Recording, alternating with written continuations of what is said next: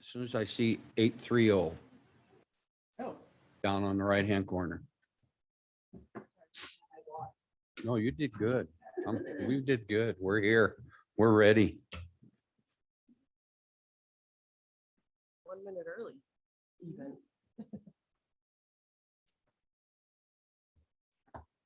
Always start late, but never start early.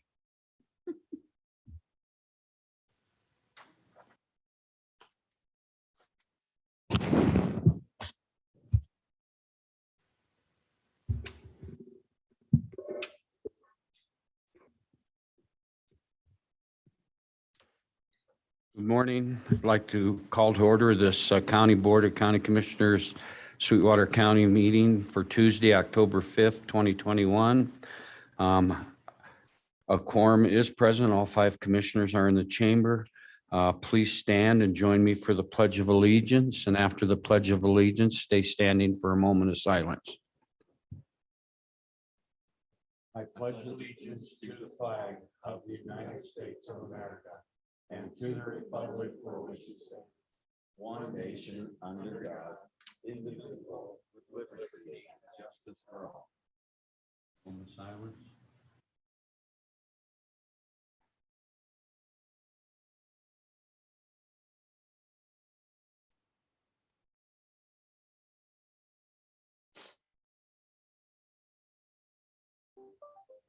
Thank you.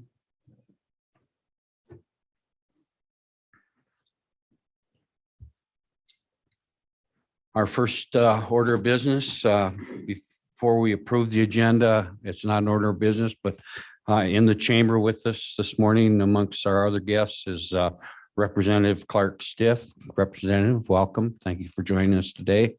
Look forward to having you talk with us during public comment time. Thank you. With that, we'll move on to the first order of business, which is approval of the agenda. I believe we may have some amendments to the agenda that were not received. One of them is an update from Sweetwater Events Complex. I believe, Sally, that will be Ms. Seppi and possibly Mr. Lloyd.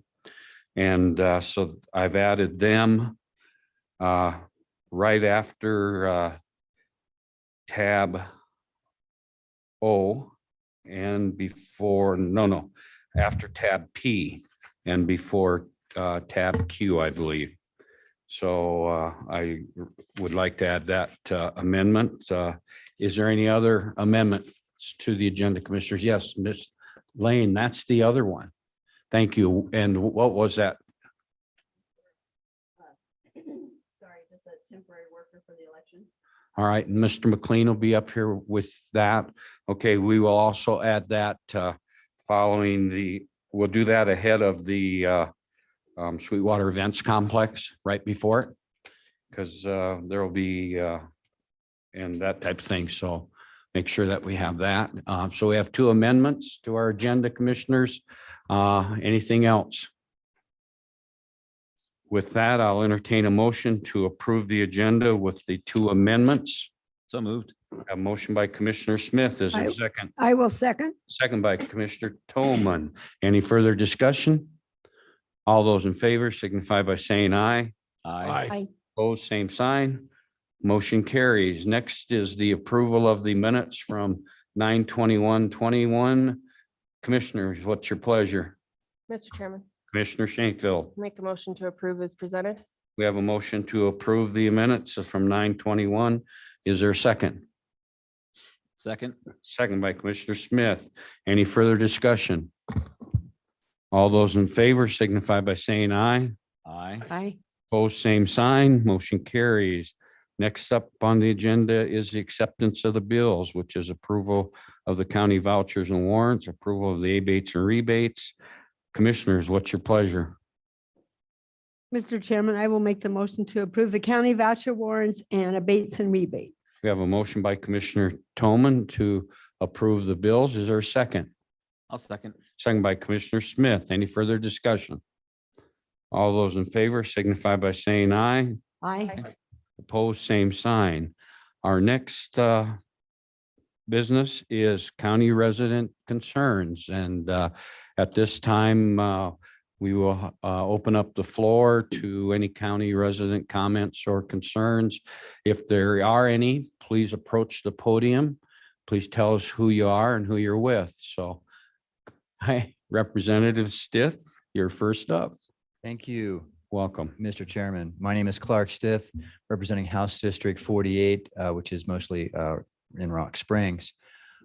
Here today to tell you things you already know, but I thought I would make an appearance. Commissioner Smith and I attended the most recent video conference meeting of the Governor's Healthcare Task Force, where the subject was ambulance service. You're very familiar with that topic already. So it looks like what the governor's office may recommend in its budget is a temporary stopgap use of some federal American Rescue Plan Act funds, ARPA funds, for ambulance service, hopefully, while perhaps the Joint Labor, Health and Services Committee looks at a more permanent solution statewide for ambulance service. Complicated topic.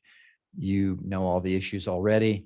A lot of potential solutions, none of them particularly easy or pleasant. And it seems like some of the solutions that make the most sense would require breaking a few eggs to make an omelet. And so it's hard to, we'll see what happens next. Just for my 2 cents, initially, I was leaning toward having fire departments take over ambulance service. I'm not, which sounds like it should make sense. That may or may not be practical. It's not my profession, so I can't really speak as an expert. The other alternative might be to create a new special district to find permanent funding for that. Again, that's challenging too. So again, you already are well familiar with that, but I wanted to let you know that that's an issue I care a lot about. And I know Commissioner Smith and the rest of you have been working on it to fix our current system, which, as you know, is odd, because here it is, the county commissioners, you're subsidizing ambulance service for the whole county. And the cities, frankly, are not contributing anything right now. So there you have it. Thank you. I will step out of, normally it's a listening period for the commissioners to listen, but I think if any of the commissioners have a question for Representative Stith, now, if you don't mind. Quite all right, certainly. That's what All I'm right, here I'll for. open it up to the commissioners. Commissioner? Yes, Chairman, Commissioner. I Tillman. just want to congratulate you for reaching out and doing the op-ed piece on September 7th about the ambulance. And I appreciate what you're trying to do, because I think as a group and as a community, we need to look for the long-term solutions, not these stopgap things. Thank you very much, Commissioner Tillman. Thank you. And it would be a big step policy-wise to declare ambulance service an essential service for the state, but I think there's broad support for that, and I think it makes sense. Okay, other questions, commissioners? Mr. Chairman. Commissioner Lloyd. Yeah, I just kind of want to also kind of just touch on what Mary touched on. Representative Stith, I also appreciate the efforts. And I know I think it's a creative way to look at using the ARPA funds. I know we had a discussion that, it is soft money, but I think in any way we transition to a more effective system, there's going to be a cost to make it. And that cost could become prohibitive enough to entice people to move over, whether it's going to, using a firefighter system, another provider, or I'm still a favorite of, I think the hospital is the best way to go. And I know that's not an option at this point, but when you talk from a continual care model and an ability to provide office visits and home visits through telecommunications, when you can't usually make a call out of things, I think it's the most effective way. So I know that even though it may not long-term funding, it does provide that needed step-up money to create a successful transition and entice people to even consider that transition because of the expensive nature of really the business. So I do appreciate the efforts in looking in that direction. Mr. Chairman, Commissioner Lloyd, and a hospital-based service would have an additional advantage that if it's a critical care hospital, then Medicare, for example, gives a higher reimbursement rate for ambulance service if provided by such a hospital than it does to, say, our current service providers, which is an odd thing that the federal government does, but that's this current system. So there's an incentive to move ambulance toward being hospital-based. And follow up with that, Representative Stith, is also you're looking at when you talk about the continuum of care possibilities, your paramedics could serve as ER techs. There's just so many, the fact that the employee pool goes into a much bigger pool and insurance costs will go down for the provider. There's already billing agents. I mean, it makes, to me, I agree with you, but I do believe there's even more benefits than we could even sit here and talk about all day. So, and one day we'll do that. So, Yeah, we will, won't we? Mr. Chairman, one other topic that I thought I'd just alert you to that you're familiar with, it's redistricting, happens every 10 years. The Joint Corporations Committee is meeting tomorrow in Douglas. Again, on that topic, I'm hoping that about a month from now, sometime in the first half of November, there should be public meetings both in Sweetwater County and in Carbon County among the current elected senators and representatives to allow the public to have input on various possibilities and plans. So that's a very broad statement. One of my goals, frankly, since I'm representing Rock Springs, is to have North Rock Springs hopefully kept together as a contiguous unit, and also perhaps have its senator and representative be people who are going to be from Sweetwater County and from to promote a kind of commonality of community, so that if you live in North Rock Springs, your senator representative would be close by. As you know, during the period 2002 to 2012, North Rock Springs was cut in half, and half essentially was given to Lincoln County, and the other half was given to Carbon County, which made it a little more difficult for those people to feel like they were being represented. From 2012 until the present, it's been a contiguous unit, but for the most part, the weight of population has been over in Lincoln and Uintah counties. Representative Heiner, of course, from Sweetwater County, does represent that area currently. I've discovered, as I've tried to do different maps, however, that as you try to achieve that goal, you create potentially other problems. And so, in the sense,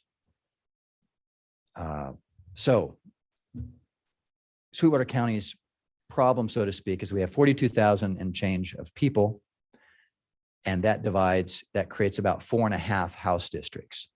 And it's that half district that's difficult, because either I think the preferred solution would be for that so-called half district, that a resident of Sweetwater County sort of have an even shot at running in for and obtaining that office, as opposed to having it be weighted very heavily toward either the east or the west. The Joint Corporations Committee has appears to be adopting, I should say, a regionalized plan whereby Carbon and Sweetwater are treated as a unit.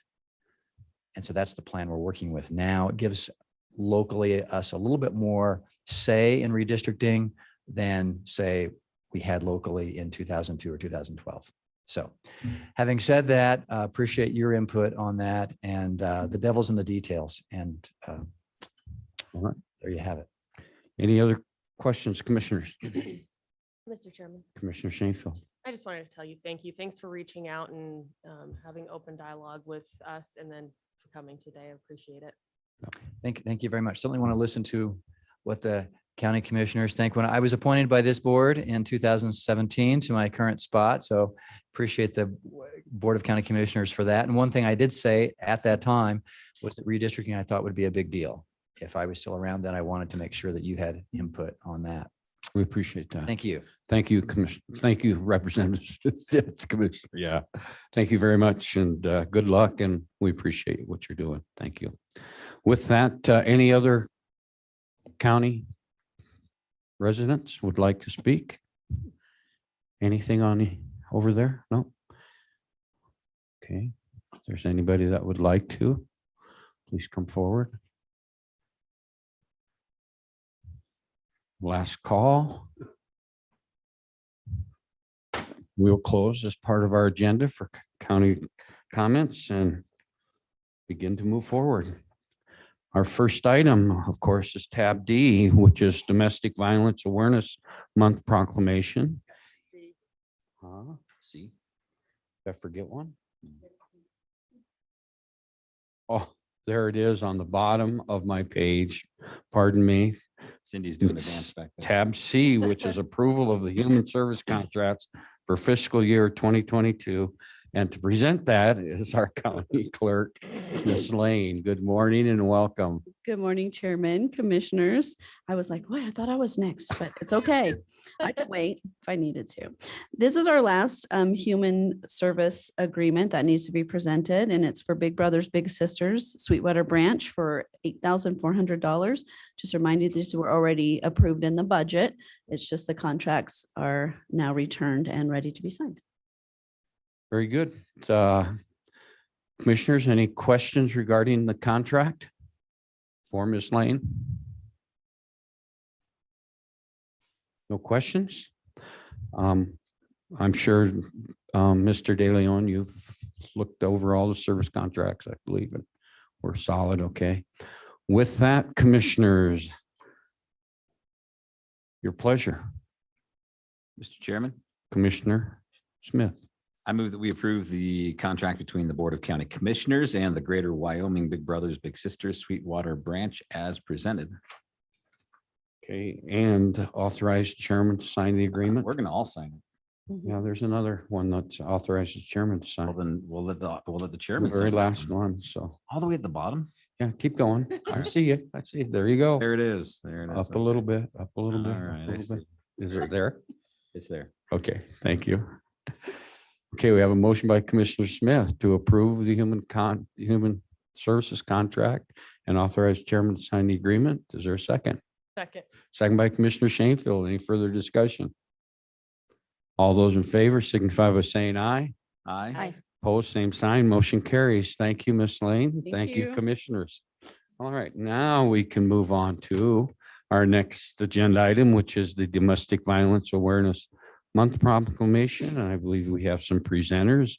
And please come forward and introduce yourselves and who you're with, and we'll go on from there. Didn't know what it said.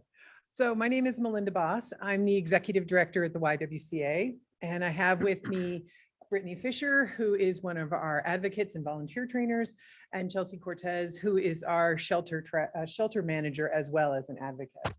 So we are here representing the Y and our strong commitment to ending domestic violence. And this year we are certainly promoting it with our yard signs again. This started during COVID, but we certainly have this as our goal, is standing up and making a point against domestic violence, taking steps that we can. So we appreciate your willingness to let us come forward and do this proclamation. Thank you, Ms. Moss, and thank you, ladies, for joining us. Would you ladies like to add anything? Okay, let's do the proclamation. And then I'm going to ask Ms. Shoemaker to talk with us about another part of it, okay? I did want to say one other thing, that's Sure. just to let you know of the activities we have going on. Like I said, we did have the yard signs. If you look at Clock Tower just outside, there are purple lights there. We should have them on Dewar Drive. There's a slight thing of plugging things in that didn't happen yet that we thought should have. So we're working on plugging things together. Good. And then that Dewar Drive should be lit with purple. And the big event we have, which we have done some general publicity for, the coalition was helping us with this. We are hosting the statewide silent witness symposium. And this is essentially a awareness event. So recognizing the victims that have died, there are over 70 silhouettes that will be brought to his state to be honored and recognized. 11 currently are Sweetwater County residents, with 2 new ones being inducted this year. One including Whitney Sewell, who was tragically killed by her husband in a murder-suicide about 2 years ago. So that will be on, we'll have the event October 9th at Western Wyoming Community College, starting at 10 o'clock. Everyone is welcome to attend. It is open to the public. Please understand, college does have a mask mandate, so be aware for that when you come. But we will have some great presenters, as well as a keynote speaker talking about missing and murdered Indigenous women, which is a very underreported crime. Very good. Thank you. Appreciate that. So witness silence this weekend. Yes, this Saturday, the 9th. Would you please let Sally know so that she can send out a save the date to each of us as commissioners, please? Certainly, I will get that. And done then as that soon as way, we if somebody wishes to attend, they may. Thank you. Also, before we do the proclamation, you said yard signs. Yes. Where can individuals get those? Right now, if you are in Green River, you are lucky because Red, White, and Buffalo has some that you can purchase right there. Okay, So you can do that. If you are in Rock Springs or don't have a chance to get to the Buffalo store, then you are more than welcome to give us a call and we will get them. Right now, we have sold out. So we are trying to get our next order made to get those out within a week. So Okay. give us a call. They're only $10. It helps us defray the cost of it. But we're really hoping to see purple signs all over town. thank you very much. So appreciate that information. Okay, with that, moving forward, we do have a proclamation. And at this time, I would ask Commissioner Shanefield if she would be willing to read the proclamation, and then we will move forward with action item. Thank you. Mr. Chairman. Whereas YWCA of Sweetwater County recognizes and participates in a public awareness campaign to support National Domestic Violence Awareness Month. And Domestic Violence Awareness Month provides an excellent opportunity for citizens to learn more about preventing domestic violence and to show support for the organizations and individuals who provide critical advocacy, services, and assistance to victims. And on average, nearly 20 people per minute are physically abused by an intimate partner in the United States. During 1 year, this equates to more than 10 million women and men. And domestic violence can take the form of physical, emotional, sexual, psychological, and economic abuse. And too often, the victims of domestic violence are children who can have lifelong repercussions from the emotional or physical trauma of being exposed to domestic violence. And domestic violence survivors and their advocates in Sweetwater County have rallied to the cause of victim justice. And the government and citizens of Sweetwater County fully recognize the need to treat victims with dignity and compassion. Now, therefore, we, Sweetwater County Board of County Commissioners, hereby proclaim the month of October 2021 to be Domestic Violence Awareness Month, and call upon our citizens to stand together against domestic violence, offer support and understanding to survivors, and participate in domestic violence awareness activities. Purple wristbands will be available throughout the community to show your support. Please join us for the Wyoming State Silent Witness Ceremony on October 9th from 10 a.m. to 12:30 p.m. at Western Wyoming Community College in Rock Springs, Wyoming. Thank you, Commissioner Shanefield, and thank you. With this proclamation, Commissioner Shanefield, what's your pleasure? Mr. Chairman, I would like to make a motion to approve as presented. We have a motion by Commissioner Shanefield to approve the proclamation regarding Domestic Violence Awareness Month. Is there a second? I would I'll like second. to second that. Second by Commissioner Tolman. Any further discussion? All those in favor signify by saying aye. Aye. Aye. Opposed, same sign. Motion carries. Before you leave, I would like Miss Shoemaker to have some information for us, please. Sally, Thank you, floor is Chairman and yours. Commissioners. This is Move closer to the speaker. This is Nobody a pretty exciting time and talk about coming full circle. My sister was a resident of Sweetwater County for multiple years, and she was a survivor of domestic violence.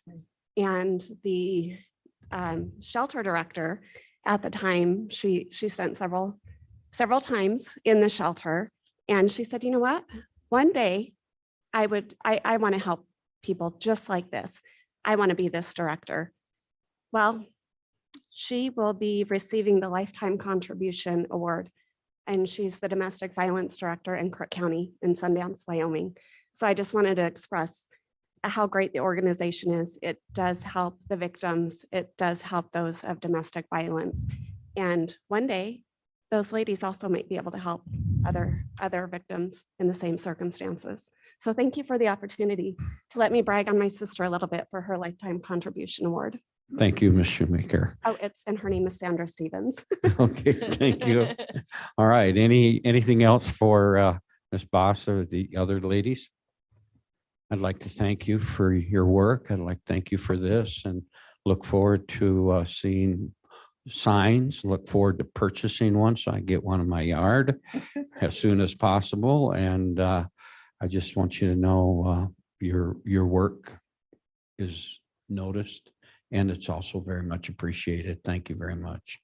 I thank you for that. And I appreciate what Sally had to say. Too often you just hear the sad side of the stories and the silhouettes. And I know I was thinking of it when we were putting the silhouettes together. I didn't realize, yes, I'm going to date myself.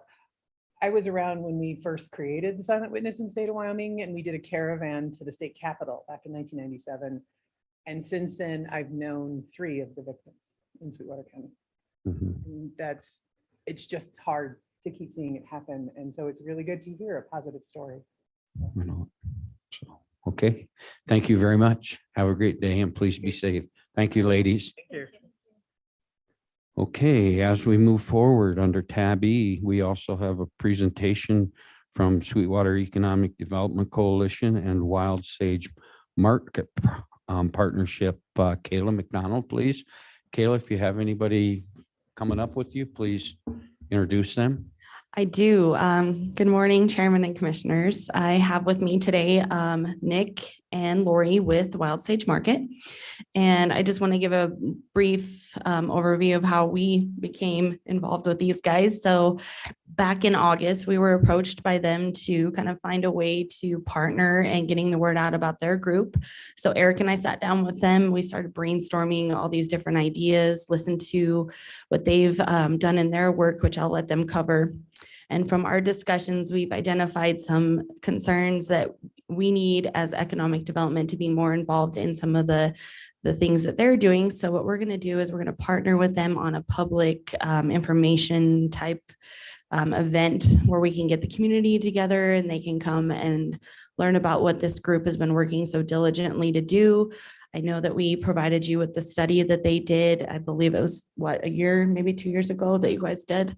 I'll let them cover that as well, but we're excited as SEDC to be partnering with them. I think this is a great opportunity to get a grocery store here in Green River that is definitely needed, and it has a great kind of a direction in what they want to do with the clean and conventional style grocery store. So I'm going to turn it over to Nick and Lori and let them give you guys a little update from them. All right, thank you very much. Nick and Lori, please come forward and introduce yourselves again, please. All right, well, I'm Nick Speak, Waller. you need to speak close to, This close? yeah. All right. So we got to be able to, if you don't speak close enough, the public can't hear you on. Well, I want everybody to hear me. There you go. This is important. I agree with you, Nick. All right, so I'm Nick Walrath. I'm the president of Wild Sage Market, and Lori's here with me. And thanks, Mr. Chairman and all the commissioners for taking the time to listen to us for a minute here. And we just wanted to kind of share some information with you all as community leaders and just answering your questions about what we're doing. Ever since, City Market left, the citizens of Green River have been expressing the desire for another grocery store. Also, there was a retail gap analysis study done where there was a need for a specialty store in this area, not only Green River, but Sweetwater County. And with this, with Wild Sage Market and what we're doing, we're aiming to combine both of those needs into one grocery store in Green River. So as you may know, the city of Green River has been reaching out to various different retail chain stores to bring those types of stores to Green River with nothing promising. So back in 2007, a group of volunteers, myself and Lori and others, started investigating ways that we could bring a store here ourselves. And we found the food cooperative model, and a food cooperative is a grocery store that's essentially owned by the shoppers or owned by members of the community. And it's governed by the community and the members, and but it's open to the public, so anybody can shop there. And it's supposed to meet all the needs of the community. So right now, what we're doing is we are selling memberships, and those memberships are a one-time investment and for whoever wants to be a member. And essentially what those memberships do is it's a share in the business. So If you become a member, you're actually a shareholder in that business and you have a voting right to tell everybody how to run that store. Let's see.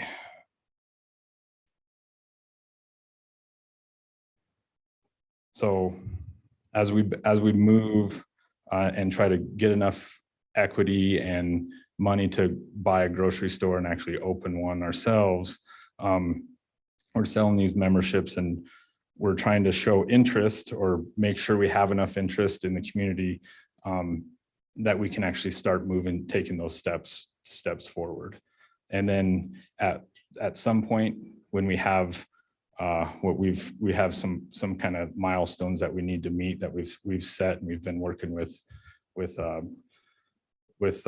Food Co-op Initiative, which is a nonprofit around that works with groups like ourselves that helps communities open up food co-ops and grocery stores like this. And once we hit that, what we're going to do is a capital campaign and try to generate more funds, and then to finish it off, get some bank loans and grants to actually open the grocery store. So that's just kind of some background of where we're at and what we're trying to do. And then Lori's going to have some more information on that. But one of the things that I thought the commissioners would really want to hear about was how many great benefits, like economic benefits, there are from a food co-op, and the different things that a co-op or a store like this could actually offer. And one thing is that it's locally owned, so all the profits of the grocery store stay within the community. They don't go off to some CEO or CFO somewhere out of county.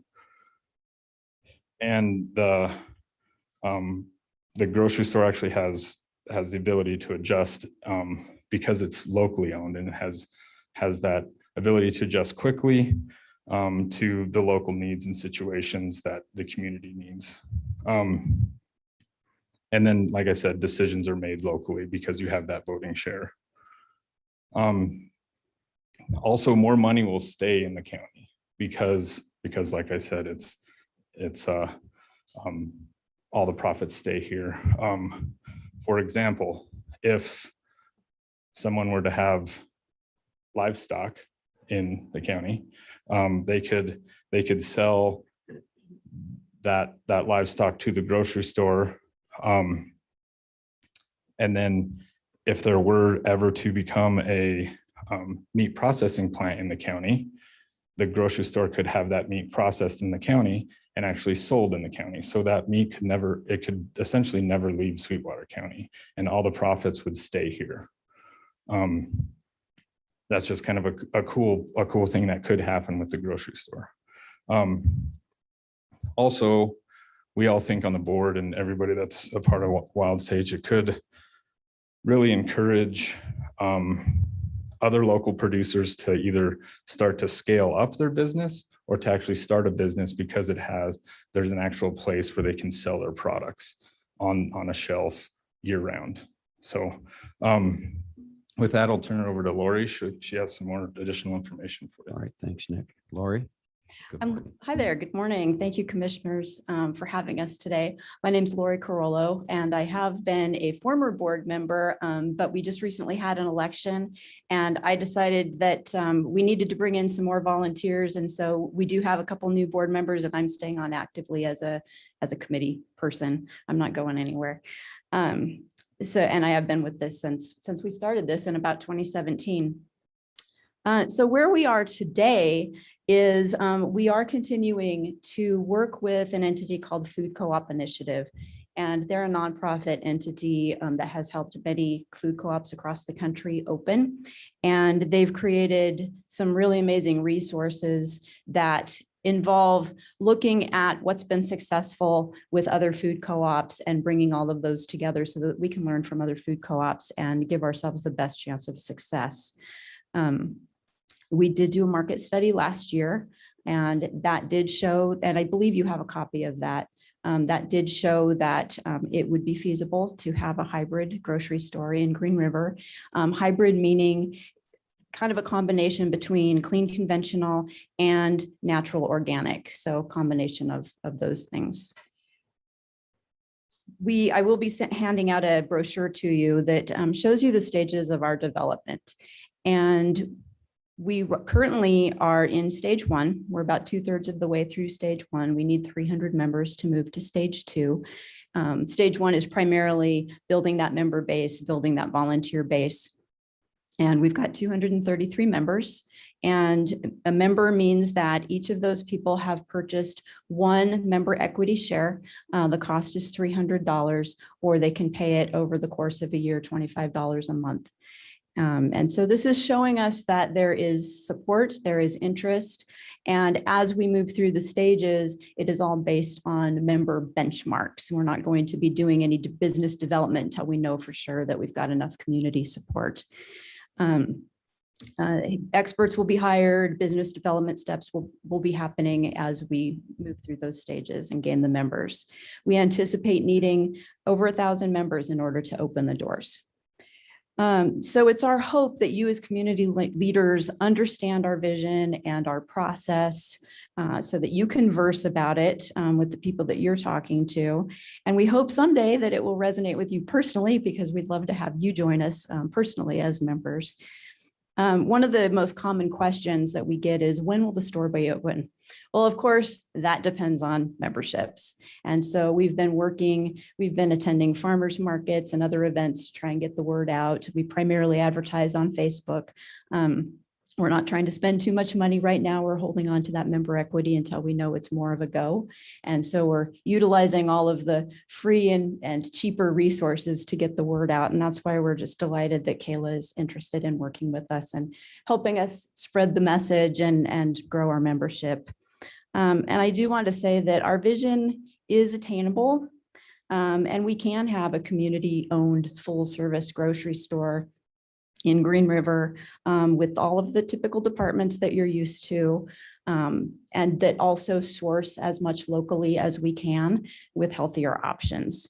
And that even includes, we've got in the plan for a pre-made grab and go section, so you can go grab a healthy option for a meal if you don't want to cook that night. We could be waiting forever if we waited for some other entity to come in and create this store for us. And we decided that we were tired of waiting. And once we found Food Co-op Initiative, we had this blueprint that we could follow and try and get something going here in Sweetwater County. And so one of our early rally cries was, if not us, then who? If not now, then when? And so when I hand out the brochure to you, I'll also be giving you one of our new stickers, and that has that little rally cry on it too. And we'd be delighted if you'd display it somewhere visible to help us attract some new members. And we'd be happy to answer any questions. Thank you very much, Nick and Lori. Commissioners, questions or comments? Commissioner St. Phil? The membership, that's annually, correct? No, Or is it just no, it is a one-time member equity share. Yeah. Okay. Thank Great, you. Thank you. Other questions? Commissioner Smith? Is the purpose of selling the memberships, is that to raise capital, or is it to show support and kind of buy-in, or is it both? A little bit of both. Yes. If you do the math, we're not going to be able to raise nearly enough capital with just the memberships. And so the food co-op model sells the memberships in order to show support and get that initial capital. We will be using that equity when it comes time, probably around 500-ish members to select a location, and we'll need money for that. But then what happens is, after we know this is a go, we conduct what's called a capital campaign, and we're probably going to be needing to raise close to $2 million with that. And that is, it's an investment opportunity for our members. We have to keep it within the membership so that it doesn't become a big securities issue. And so we'll be offering dividend shares at that point, and members who are interested will be able to invest further. Thank you. Thank you. Other comments, commissioners? I would just like to say, I think it's a great opportunity for Green River, Sweetwater County. And, Green River for a number of years, since the closing of one of their grocery stores, has been dire straits to have another one. And I think this is a good alternative, Right. excellent alternative. And I think the other option I really sticks to me is when you said that the taxes will stay in the county, town of Green River, that clicks that light bulb of what the state is struggling with of adopting legislation for the, what they call big box tax companies that are out of state, with principally the Walmarts and those that have home offices, and they pay taxes back there, but they don't pay them here in certain situations, basically on their final taxations and that. So this is very attractive. It's very amenable, and it's attainable. And I think it's a great way to go. And we just wish you the best of luck. And we're especially pleased that you have partnered with Sweetwater Economic Development Coalition, which is we know is sponsored by the two towns, Rock Springs and Green River, as well as the county. So we appreciate that very much, that you involved us, and we wish you the best of luck. Anything else, commissioners? Before Nick leaves the podium, commissioners, I just want to introduce him as he's our new appointment, in case you don't realize. It was brought forward for the Sweetwater County Water Users Coalition. So I'd like to introduce him to the commissioners and say thank you, Nick, for stepping up. Nick's also heavily involved with Trouts Unlimited. In fact, I believe you're the president director of Trouts Unlimited. Is that correct? The Green River Project Manager. Thank you very much. And I knew there was a special title there. I should have checked it first, but anyhow, but he's been very, very much involved in the county as well as surrounding counties with many projects that are supportive for not only fish conservation, but water conservation as well. And Nick, I'd like to thank you for joining the Water Users Coalition, which was formerly the Protecting the Green. And also thank you for your work in Trout Unlimited. I didn't mean to single you out with Lori stepping aside, but I did want to introduce you to the commissioners. And again, thank both of you for what you're doing towards the bringing the new grocery store into the county. And thanks for your time. Thank you. Thank you, Mr. Chairman. Thank you. Mr. Chairman, I would just also like to thank Nick. And I was wondering, like, when you're going to fit all this in, between midnight and 2 a.m. or. Yeah, we get up pretty early at our house, so. We'll look forward to getting on the agenda and giving us updates on the Water Coalition. Oh, yeah, That would be great. Mhm. Thank All you. right. Thank you. Mhm. See ya. See ya. Okay, with that, moving forward, commissioners, under tab F, approval to purchase data storage solution, and to present that is Mr. Knight with our tech department. We want snacks next time. So Samples.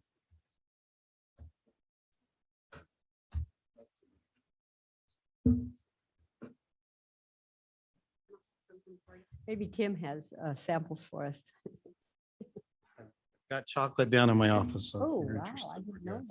that. All right. thank you. Pre-Halloween Tim, candy. Tim, the floor is yours. Go ahead. All right. Well, Mr. Chairman, Commissioners, good morning. Thanks for allowing me to be here. I do have a presentation here that we're going to get going on. But first of all, I'd like to recognize I do believe I will have some vendors who have worked on this project watching this presentation today. So I'm hoping that I don't say anything that's incorrect in this presentation, but we have basically we have a mission critical storage infrastructure that is getting old. It's no longer supported. After February, we budgeted $349,000 in the budget to replace it this fiscal year. And so anytime you do a replacement of a system like this, it's important to evaluate what you're doing and making sure that we're doing the right things and moving forward. And so there's a lot of new technologies out there, including cloud storage and all kinds of fun things. There's about 1 million options in this. We started back in January when we found out the SAN was going to go end of life and decided we'd start investigating this. And I will tell you that I made the final decision at 5 o'clock this morning. So it's been a tough deal. And part of it's because the vendors that we work with have been very aggressive in trying to present options for us. And so at 5 o'clock last night, I was still talking to a vendor about what they could do differently for us and that kind of stuff. And so one of the things we do is we use a value-added reseller in IT a lot. So we have partners that are experts in different areas because we can't be experts in everything. We've established partnerships, and one of those partners that we use is Converge One. They were originally a Casper-based company called ISC, and then they were purchased by Venture Technology, and then they've been purchased by Converge One, and that's allowed them to have more resources because now they're a national company. But we still work with the same local people that we worked with years ago when I started, and so we have a really good relationship with them. One of the things that happens with these partners is that because they do a lot of the pre-work, when they work with the hardware providers like Dell or Pure Storages, who we're going to talk about today, they register the project with that vendor, which gives them the best pricing when they go out to bid for these things. And so generally choosing the reseller is super important because that they're always going to get the best price. And I will say that Converge One has always been very, very good to us in the discounts they give us and the pricing. I've gone to other partners before, and these guys have always been the best. So not only do we have a good relationship and they understand the technology, but they do work with us. So these two, I'm going to talk now about our current system. We purchased this, it was already in the works when I got here in 2011. And so one of the first things I did was actually put in the requisition for our storage. So it's about 10 years old. It consists of 2 SANs, so 2 different systems, one here in Green River and one at the Justice Center. That's for redundancy and replication. So we take the data from Green River side and we replicate it to the Justice Center, and we also replicate it back here so that in any time if we were to lose a data center, we could theoretically come up on the other side, okay, as long as we had enough computing resources to do that. So that gives us, it's a really great model for what we're doing. We currently have about 80 terabytes in Green River and 130 terabytes in Rock Springs. That is disk space. We use about 40 terabytes in Green River and 20 terabytes for production, but then on top of that, there's the replication and the other things. And so some of the disk on the servers are actually about 99% full right now.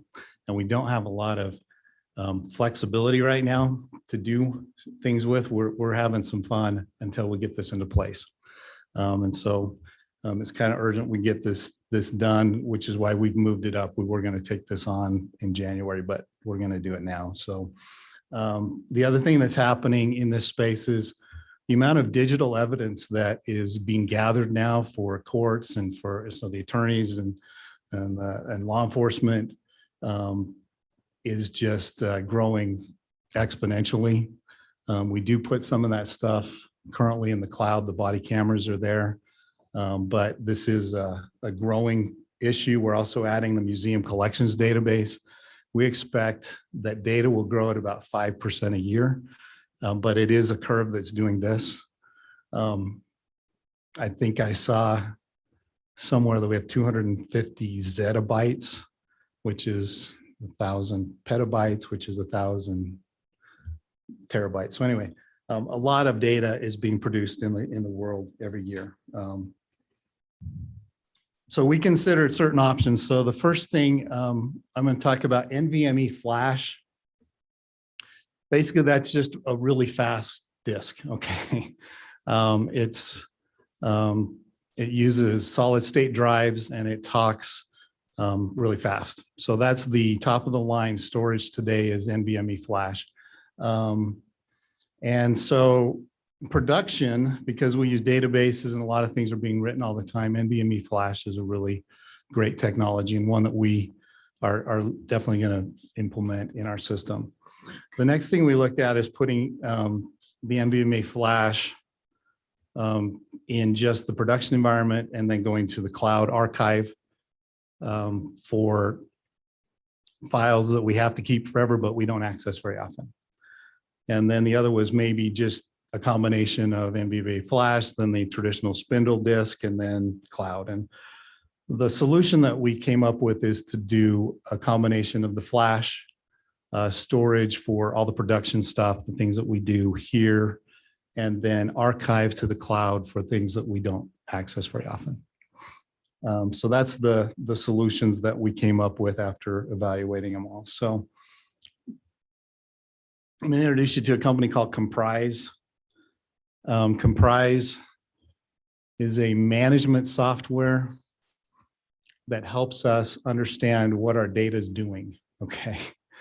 Because one of the problems you have, and this is 75% of data is cold within a month of creation. Okay, cold meaning you create it, you put it out there, and you'll never touch it again. Okay, people create lots of documents and they just never delete them. And then, so we need to kind of know what our data is.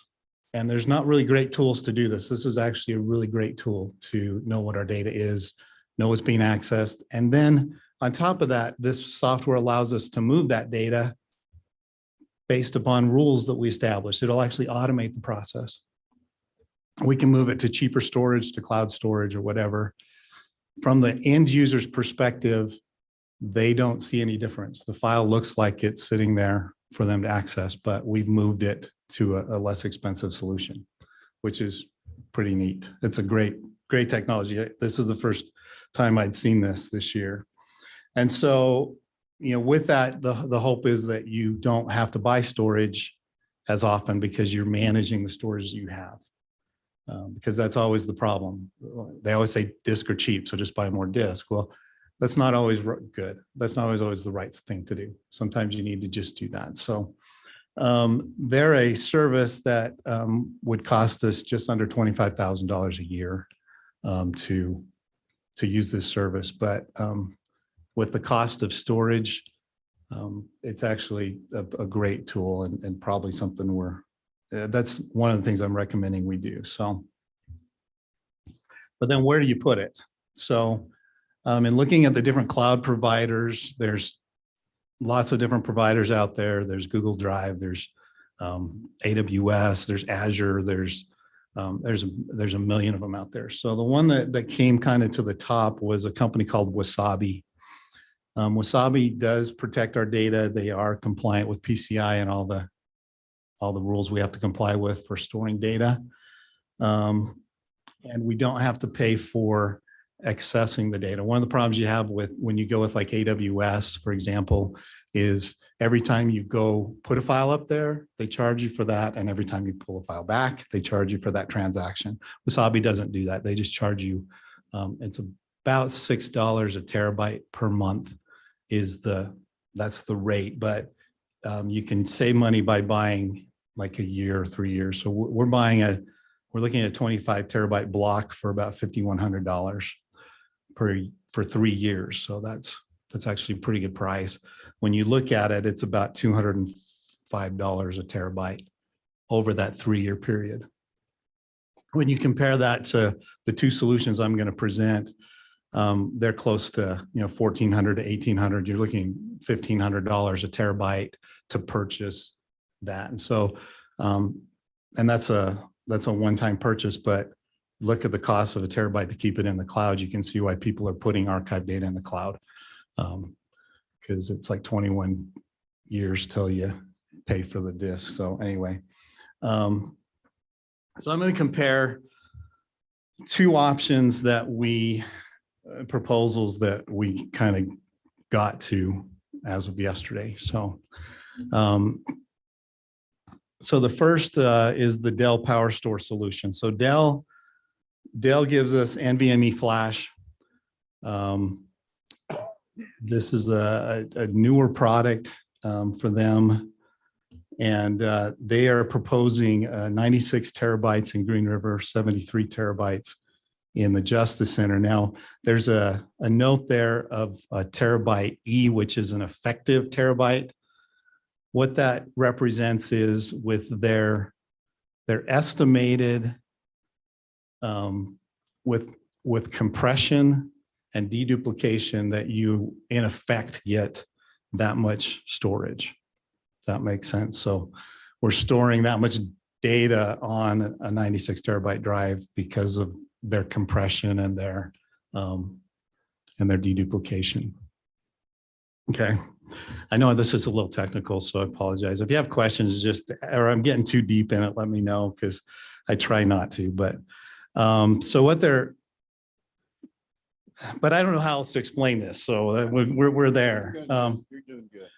So what they're proposing is $240,000 for the equipment, which includes 3 years of support.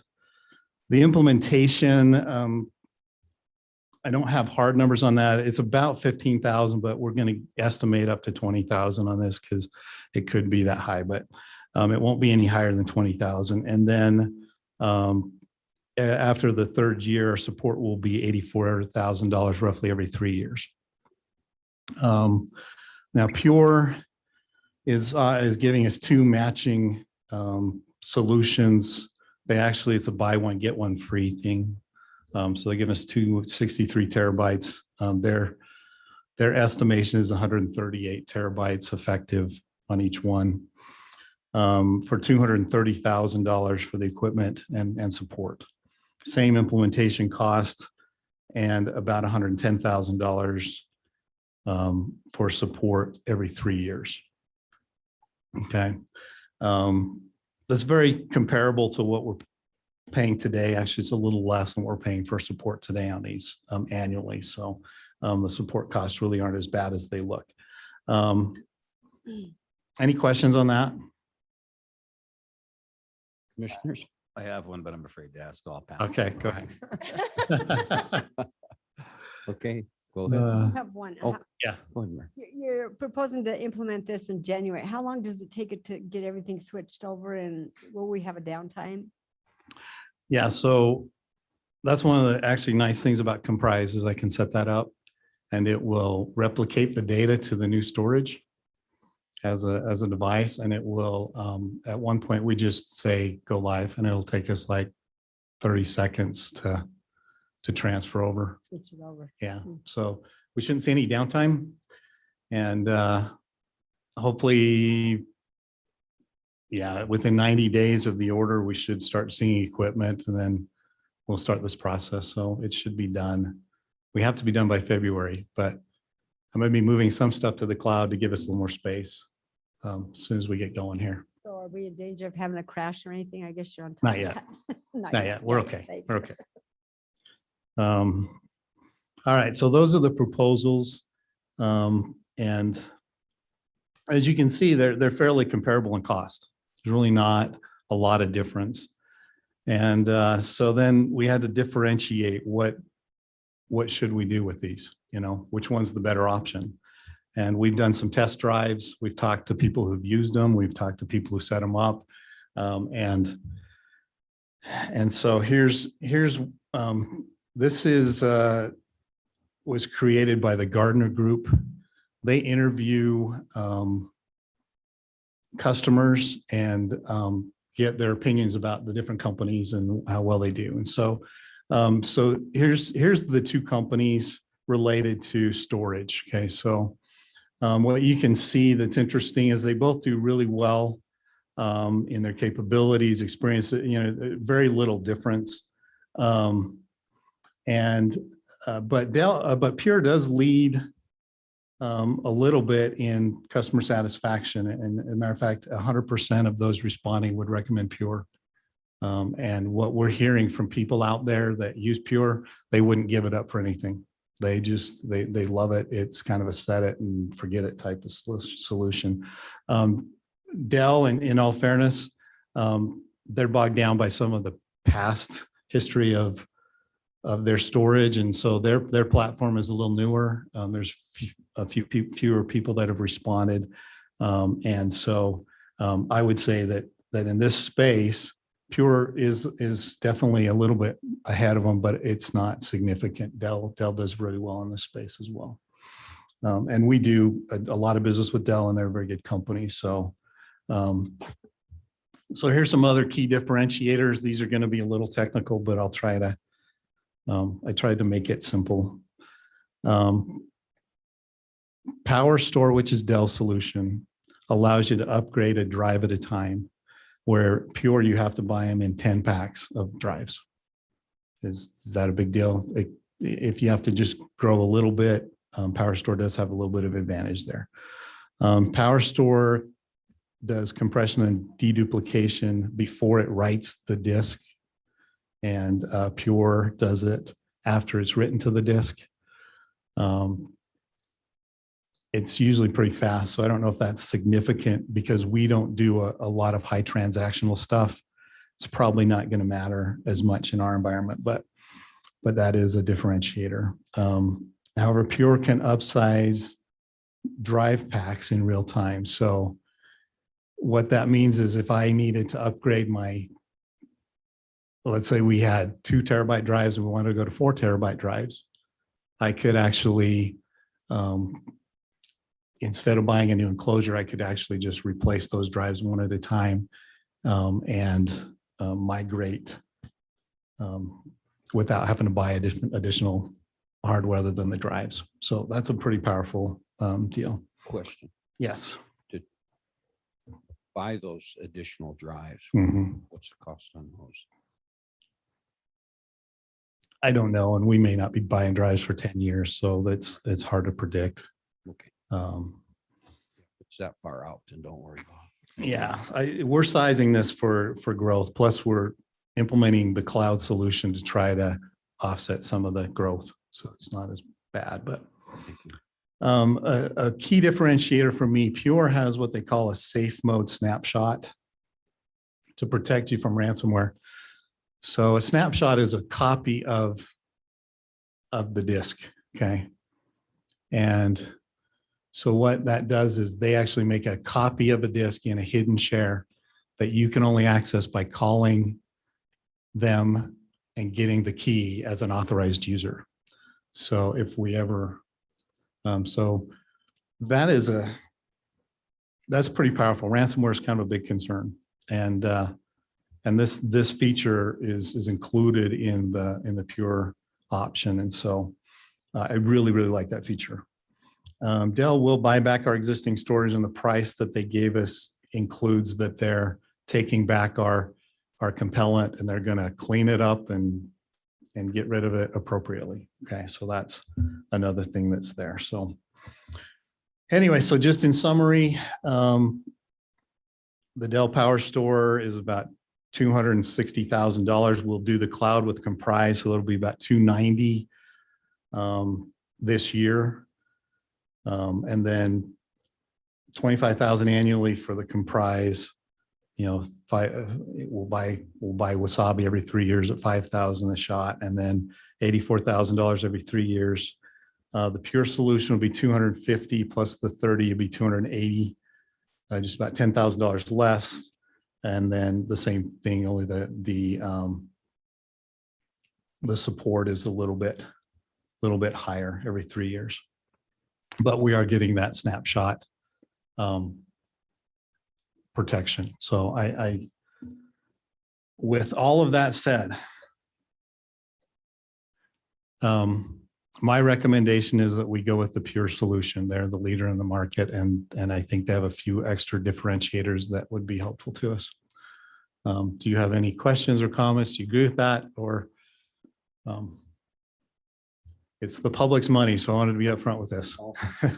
Thank you for being very transparent with the costs and coverage. Commissioners, questions for Mr. Knight, Commissioner Toman? So we have to add like 15, 20,000 to implement it. That Okay, includes, plus- that's included in the 260 there. Oh, it is because it's Yeah. plus implement. Okay, so we. Yeah, don't that have to includes add. implementation. Yeah. Okay, so it's close to what we had budgeted, but it's going to be over a little bit, right? No, it's about $50,000 less. It'll be Less. 280. We budgeted 349. So Oh. we're actually going to get about $60,000 savings from the budget, which I'm sure we can find a place to use that. There you go. Good job. We appreciate your research and I could actually understand it. Me who can't get the computer to run. Thank you, Okay. Commissioner. I think I understood it. Other questions, commissioners? Mr. Chairman. Commissioner Lloyd? Yeah, just a couple comments, Tim. I think great information, most of it over my head, of course, but what I did understand, I do appreciate, and I do like the emphasis, and I like the fact, it seems like what really settled you on the Pure Energy was really some of that ransomware protection, like that snapshot, and I think that's essential that we're looking at that as a county, because I mean, it seems like every day you can find at least 6 new articles where someone's been hacked. And I even know of some local places that have recently had to deal with it. So really great diligence, and I appreciate the information and really support your decision. So. Thank you. Other questions, commissioners? All right. Very good. Other things. 5% growth per year. Mhm. Is that enough? When you do the math, Yeah. how long before you'll have to add to it? Well, it's a little bit tricky, okay, because we're gonna, first of all, that's what Comprise is gonna tell us how much of that is cold storage, right? How much of that can we just delete? And then it's also going to, for the attorneys, for example, keep cold cases or cases that have been closed. If they're a felony, they have to keep them forever. And so that storage alone grows at like 2 terabytes a year. And so we're going to move that to the cloud so that it's going to cost us, $250 every 3 years on that per terabyte. So about $500 a year for us to store that data.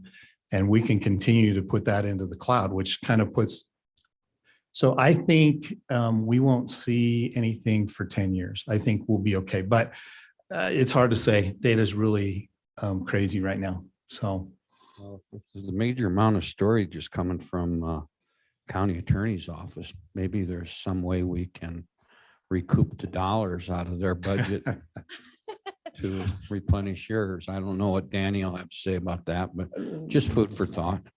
they do an amazing job of going through their cases and only storing the things that they have to keep. So I do appreciate what they do because that takes time, and a lot of people don't do that. So I got to give kudos to them. But we could look at chargebacks, but do we want to do that across the county? I don't know. I want to manage that or not. No, we won't do that. It all comes out of the same.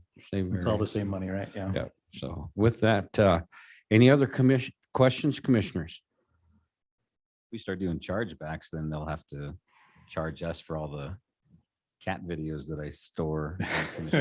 So we don't want to do that. We got terabytes. I and think there's terabytes. something about cat videos. Aren't they the worst? Play the piano and Yeah, stuff. you It's know, crazy. it gets, The great joke of yes, yeah. it's the greatest video that access to get into your computers that they use. So I'd watch that carefully. Okay, any other questions, commissioners? For Mr. Knight? We've heard his presentation. We've heard his recommendation to accept Pure Solutions at a cost of what? 280,020. 280,020. And that's a combination of Pure plus the Comprise and the Wasabi. Pure So it's plus all- the comprise. it's the whole Okay. solution. All right, commissioners. Your pleasure. Mr. Chairman. Commissioner Lloyd.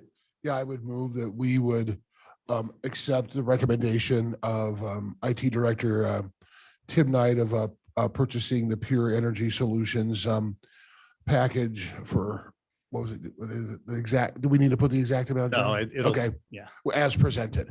There you go. Thank you. We have a motion to approve accepting the peer solution as presented. Is there a second? Mr. Chairman, I would be happy to second that. Yes, we have a second by Commissioner Toman. Any further discussion?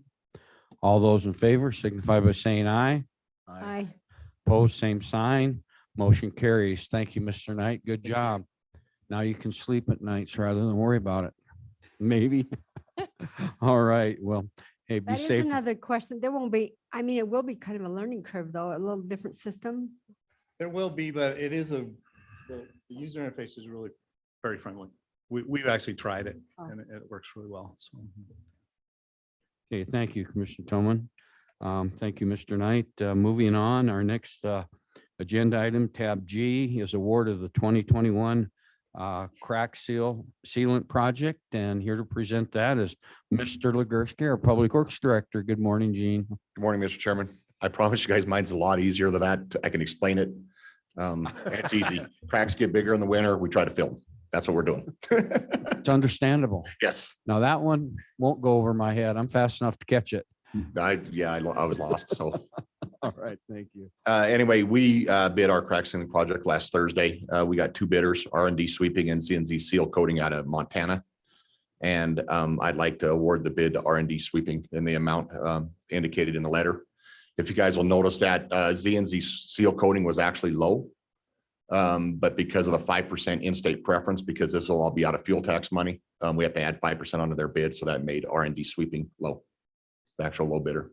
Okay, thank you, Mr. Legursky. Commissioners, you have the letter with the bids in it, and you've heard the recommendation and what the bid amounts are. Any comments or questions, commissioners? I just want to know why the engineer's estimate's so high. Because I don't have the equipment or the manpower to do it. So it's always good if the engineer's high. All right, thank you. All right, with that. You were ready for that one. Yes. weren't you? All right, with that, commissioners, what's your pleasure regarding awarding the bid for the fiscal year 21 crack sealing project to R&D Sweeping and Asphalt Maintenance LLC in the sum of $228,378 and authorize the chairman to sign? So moved. Got a motion by Commissioner Shanefield to approve as presented. Is there a second? Second. Second by Commissioner Lloyd. Any further discussion? All those in favor signify by saying aye. Aye. Aye. Opposed, same sign. Motion carries. Thank you. Next up, Road Bridge Vehicle Replacement cost approval. And with us, I believe we have Mr. Legursky and Ms. Dernovich from purchasing. Was Gary going to join us? Yeah. We're like right on time. Well, have a chair. Huh? Yeah, I was just going to say, do you mind if we take a break while we chase Gary down? All right, 10 minutes. We'll be back at 9:50, commissioners. That's about 8 minutes, 9:50.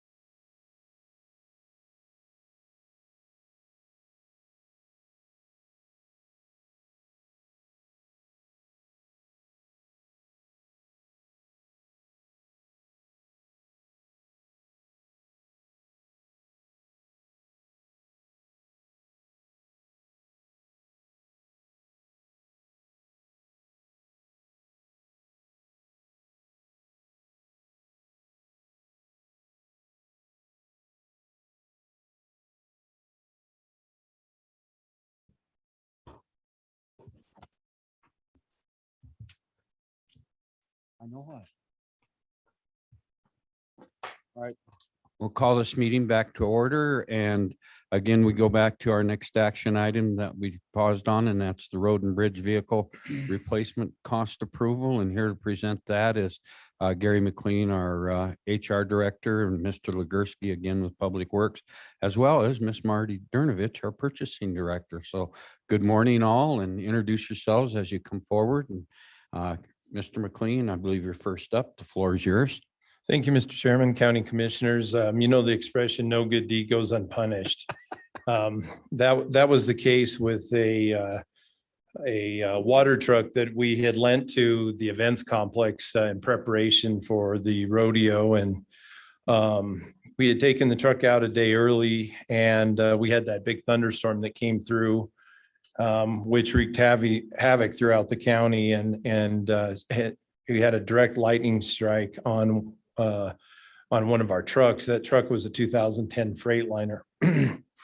I provided each of you with a summary, which we'll discuss, of kind of the cost. In short, after having Floyd's Truck Repair review the truck, and as you know, there's numerous electronic control modules on these trucks, all of which were fried. Of course, you never know about all of the wiring. The essential damage to the truck was estimated at $84,000. And even at that, I don't think anyone was assured that the truck would work after that. Those are just replacing the parts that you know were damaged, and undetermined about wiring and other smaller electrical motors and pumps.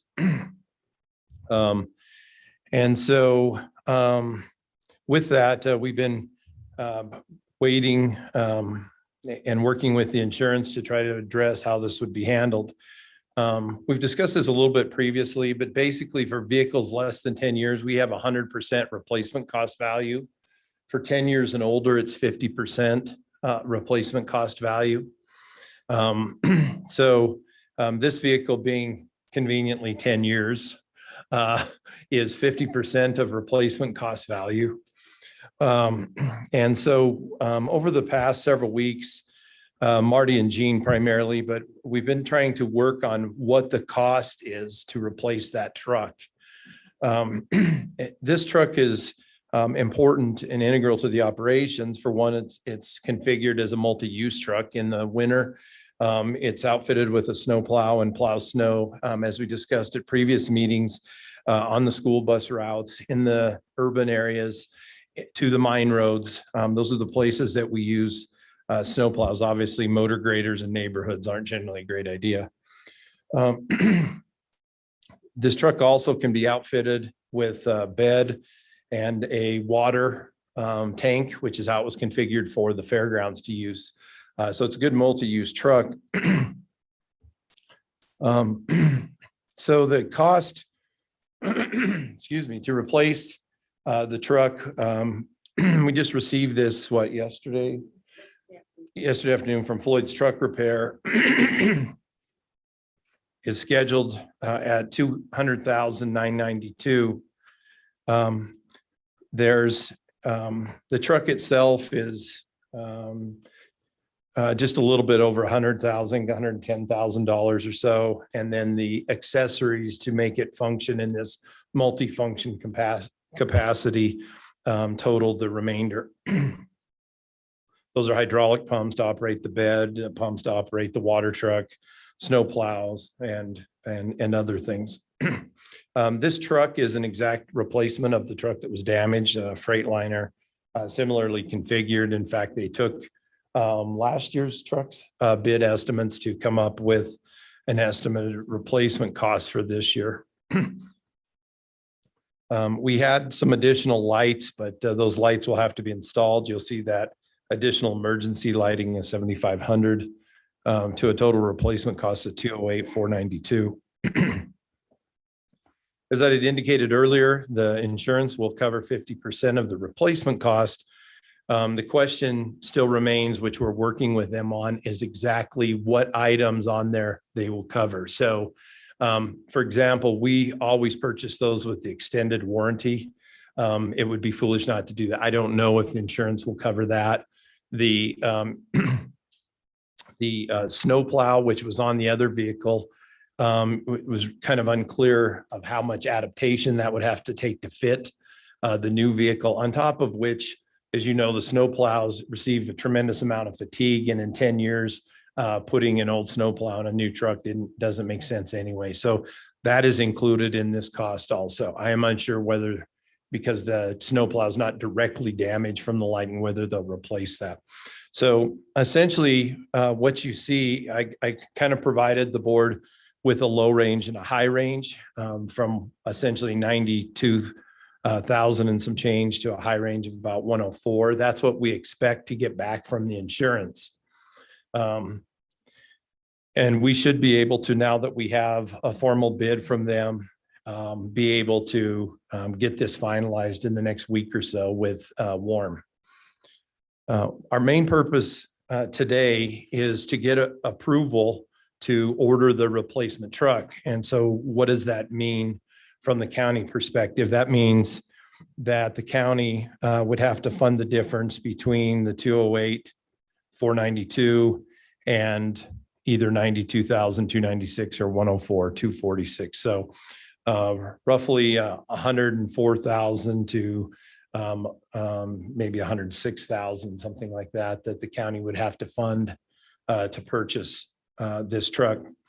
One of the main concerns about the timing of this is that with the shortage of parts and the lack of availability, we're looking at a year or maybe more to get the replacement. And in talking with Floyd's, they get slots to order vehicles. So they get like 5 allocations now, and then they get maybe another couple months and may get another 4 allocations. And so we're looking at just based on the trucks that we've received last time, which were almost a year from the time we placed the order, and we see nothing improved in that. If we order them in this first allocation, assuming that we can still get it, we're looking at getting something towards the mid-late next summer next year. So we're hoping if we can get the order placed soon, that we would have a snow plow replacement at least for next winter.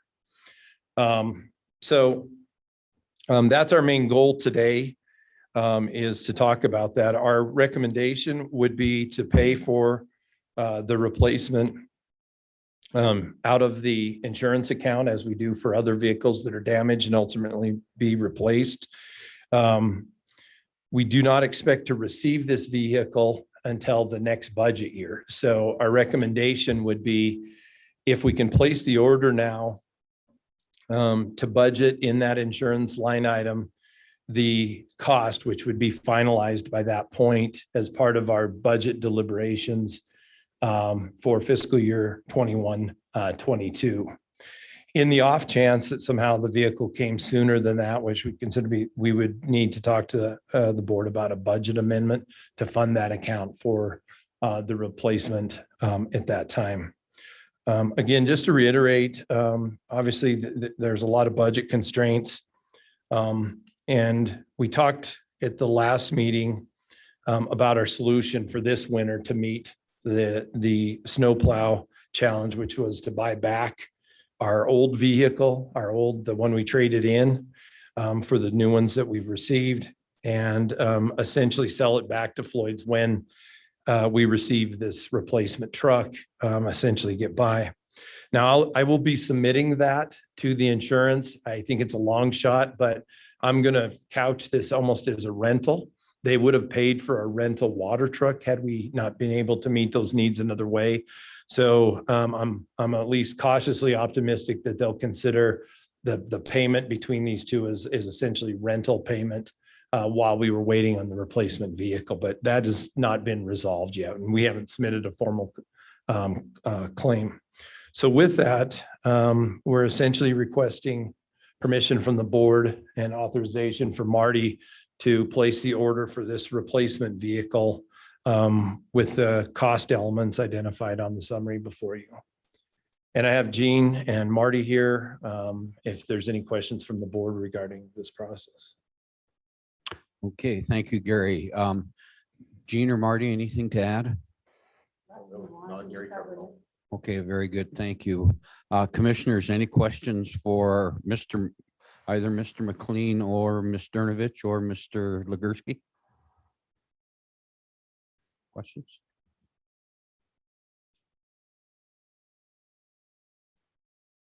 Well, it's pretty good. I It's, do have one. go ahead, How- Can Commissioner. you get the other, the used one right away so you have it for this winter? Go ahead, Mr. Legursky. Yeah, Ms. Tolman, just to answer your question, yeah, it's already here. What it was is when we went to pick up the two new ones that we ordered last September, which actually the mechanics drove up to Casper to pick them up during Waco. On that Wednesday of Waco, we were supposed to deliver both vehicles up there to them to turn them over with the titles. What we did is we only took one up there and kept the other one here. So it's here in operation and everything still. Okay, thank you, Mr. Legursky. Other questions, commissioners? Well, what's your pleasure regarding placing an order for the replacement vehicle or truck at a cost of approximately $104,000? Is that correct, Mr. McLean? Yes. Would that be the right? That's with the high range of the estimated reimbursement value. So obviously the replacement cost is going to be 208. We'd have to pay the 208. We'd get reimbursed between 92 and 104. So essentially we'd have to approve the replacement cost at 208, 492. Okay, so replace. A motion would be to recommend approving replacement costs of the vehicle at that 208, Gary. That's correct. Okay, commissioners, your pleasure. I'd move to approve that. Okay, we have a motion by Commissioner Smith to approve the order of the replacement vehicle. Is there a second?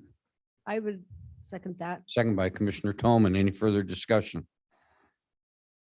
All those in favor signify by saying aye. Aye. Opposed, same sign. Motion carries. Thank you, Gary. Thank you. And we'll keep you posted on Yeah. the keep us- continuing saga. Yeah, thank you very much. Appreciate it.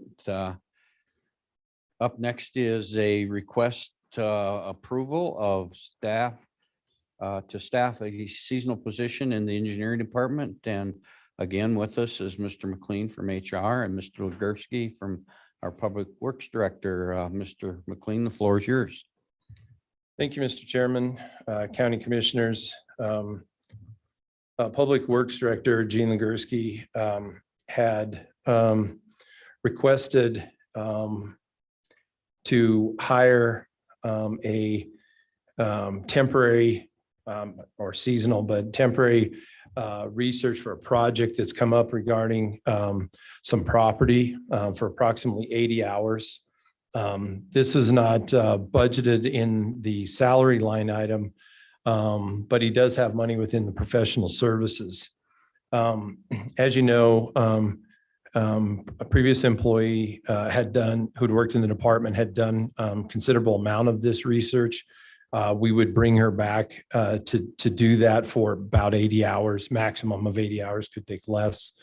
And there's adequate money in the professional services. However, this position is not an independent contractor, as you might imagine. So I think it would be appropriate to cover that in salaries. But if there is not enough money at the end of the year, then Gene could move the money from professional services to salary to cover that. You have a cost summary in your sheet. It's expected to be around 2569.34 for the full 80 hours if it takes that long. Okay, thank you, Mr. McLean. Mr. Legursky, anything to add? Just a couple things. What it mainly is for is research. We have 3 different projects that are going on right now where we've had questions on road easements and stuff like that. Bringing this person back, we looked at going outside, but to explain it to somebody and get all the research that she's already done. When I spoke to her actually on the phone, I just called her up and said, hey, can you lead me in the right direction? Because I know you have some files on this. She knew exactly where the roads were, exactly where the places were. She just has to dive a little bit further in there. So that's why we're going this route instead of going out and hiring an independent company or something like that. So it'll be cheaper for the county. All right, thank you, Mr. Legursky. Commissioners, any questions for either Mr. McLean or Mr. Legursky? With that, what's your pleasure regarding the staffing this temporary seasonal position? Mr. Chairman, Commissioner Lloyd, I'd so move we would replace the temporary seasonal position as presented have a motion? And to- authorize the chairman to sign. and authorize the chairman to sign. Okay, we have a motion to approve the seasonal position and authorize chairman to sign by Commissioner Lloyd. Is there a second? I'll second. Second by Commissioner Smith. Any further discussion? All those in favor signify by saying aye. Aye. Aye. Opposed, same sign. Motion carries. Thank you very much. Up next will be a request to restaff a vacant position in the Road and Bridge Department. And again, Mr. Legursky as well as Mr. McLean. Mr. McLean, the floor is yours. Thank you, Mr. Chairman, County Commissioners. Before you is a request from the Road and Bridge Department to replace a vacant equipment operator. This was vacancy was a result of a medical issue that resulted in the individual not being able to return. As a result of that, we have a vacancy in the department. I think it's worth reminding the board since about 2011, we've reduced the department about 11 operator positions, almost 13 positions in total over that period within the department. And so from an operational standpoint and the roads that we've committed to take care of, we feel like we're kind of at the bottom of the minimal number of equipment and personnel to take care of those essential roads throughout the county, focusing priorities on the mine industrial roads that serve the tax base, school bus routes and populated areas, and of course, the numerous roads that lead to oil and gas and other industrial areas throughout the county. So this is a request to restaff that. Any cost differences would be due to health insurance differences. Thank you, Mr. McLean. Now, Mr. Legursky, anything to add? Just to kind of add to what Gary said, that, since 2011, the Road and Bridge Department's down 33% in employees. This summer, I think we did a really good job with your guys' help. We utilized Climb Wyoming. We utilized some temporary people and stuff like that. And I will continue to do that, but this one is a needed position. We're down so low that we need this position back. I agree with you. Thank you very much. Any else, Gary? Anything Yeah, else? I think it's worth noting, and this is important. This would be our first opportunity to potentially restaff the vacancy we'd like to offer to one of our Climb Wyoming candidates if they would accept. So this is the real purpose of Climb Wyoming, is to provide 2 or 3 months of paid time for people to get experience and training. And if there's a vacancy, and I think as we reported to the board in previous occasions, we've had very good success with the program as well as the individuals in the program. So this would be the first opportunity that we've had to perhaps offer a full-time position. Thank you, Gary. All right, commissioners, any questions for Mr. McLean or Mr. Legursky? With no questions, what's your pleasure? Mr. Chairman, I would make the motion to hire and sign proper documents. Okay, we have a motion by Commissioner Toman to approve the restaffing of the road and bridge equipment operator and authorize chairman to sign. Is there a second? Second. Second by Commissioner Lloyd. Any further discussion? All those in favor signify by saying aye. Aye. Aye. Opposed, same sign. Motion carries. Thank you very much. Thank you, Mr. Legursky. Thank We you, Ms. appreciate your efficiencies and hard work. Thank you. Thank you again. Next up is a request to approval to restaff vacant detention officer position in the detention center. And I believe here to present is Mr. McLean and Under Sheriff Mr. Love. Thank you. I'm just looking, I'm going. He was trying to make sure of the title, I think. Yeah, I was more worried about title than I was, but thank you very much. So Thank you, Mr. Chairman, You're County Commissioners. In in front of you is a request to restaff a vacant detention officer position similar to the Rhoden Bridge position earlier. There was some medical issues that didn't allow the individual to continue. And so we are now requesting restaffing of that. As I've said, and will continue to remind the board, I was involved with the transition from the linear jail that was upstairs to the modular jail at the current detention facility. The main purpose of that design was to minimize staff while increasing the number of inmates that could be held in that facility. And we've pretty much reached that minimal operating number of 2 people supervising adults, 1 in the juvenile area, 1 in booking, and 1 floating person, and then the needed personnel for transports. And we've held at that number, which we believe is the minimum number to operate the facility safely. And so before you is the request. Main cost differences again would be any insurance differences for the replacement. Okay, anything to add, Under Sheriff Love? No, Mr. Chairman, unless you have any questions for me. No, I don't. Thank you very much. Commissioners, any questions for either Mr. McLean or Under Sheriff? Okay, with that, Commissioners, Gary, this fits within the model that the commission and you worked on for staffing the detention center. Yeah, precisely. That's the model that basically articulated the number of positions based on a 24-hour, 365-day operation. Yeah, so we're not adding anything. Very good. Thank you. Commissioners? There's no, Sorry. I'm ready for a motion. What's your pleasure? I'll make a motion to restaff the full-time position with benefits as presented and allow the chairman to sign. Okay, we have a motion to approve and allow the chairman to sign. Is there a second? Second by Commissioner Smith. Any further discussion?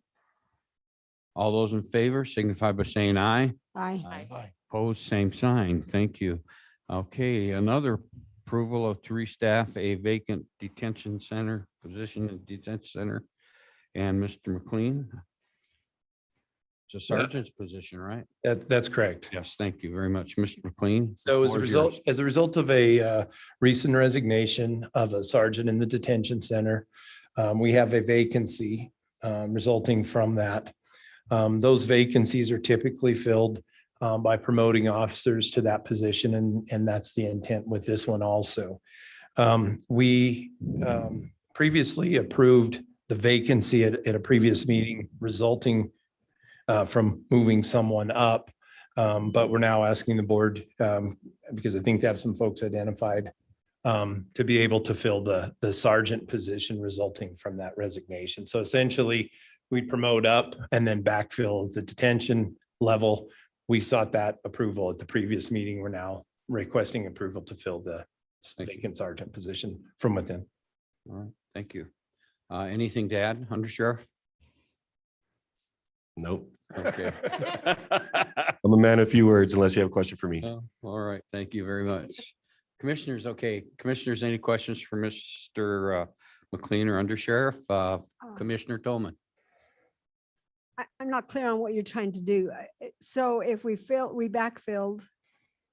So is this a new position or it's just transferring and putting, moving someone up to sergeant? Yes, just to be clear for everyone, we had a sergeant who resigned. Right. And there's a process, a promotional process within the sheriff's department to identify. But while the sheriff's department was doing that, we came at the previous meeting to request approval to fill. So because there's people in the queue to fill the vacancy that will result when this person moves up to sergeant. You know, Well, this won't cost anything. no, It's we're a just replacing, we're moving one up and yeah, that's what I great. thought. but Yeah, thank no you. addition, Okay. same number. Mhm. All right.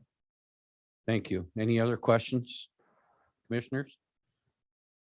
Commissioners, what's your pleasure on approving to restaff a vacant detention sergeant position in detention center and authorizing chairman sign? Pleasure. Mr. Chairman, Commissioner Shanefield. I'll make a motion to restaff the vacant sergeant position as presented and authorize chairman to sign. We have a motion to approve and authorize chairman to sign. Is there a second? I would second that. Thank you. Second by Commissioner Tolman. Any further discussion? All those in favor signify by saying aye. Aye. Aye. Opposed, same sign. Thank you very much. Thank you for your time. You bet. Appreciate it. Appreciate your work. Next up on our agenda under tab M is request approval for payment of the flu vaccinations for employees and retirees of Sweetwater County and component units. And to present that is Mr. McLean. Gary, the floor is yours. Thank you, Mr. Chairman, County Commissioners. It seems like the whole year has been dominated by discussions of vaccinations, but we have one more. It's getting to be flu season, as you know, typically starts in late October, early November. As many of you are aware, we just recently received in the county the flu vaccine, and there are clinics currently underway. For the past many years, you'll see a summary there. We have, as opposed to having the Board of Health bill insurance for the cost of the vaccine, we've simply agreed to pay for that amount as we have a self-funded plan to basically save on the administration of that. The cost is still $25. You'll see kind of the history and numbers that have taken advantage of that flu vaccine over the past years. I've also attached some information for you to review about the availability of the flu vaccine clinics, as well as the COVID vaccine availability and booster vaccines that the health department has made available at the events complex, trying to be convenient. So if you want to get a COVID booster and a flu vaccine, or your COVID shot and a flu vaccine, you can do that at those times indicated, either at their office in a walk-in or at the designated time at the events complex.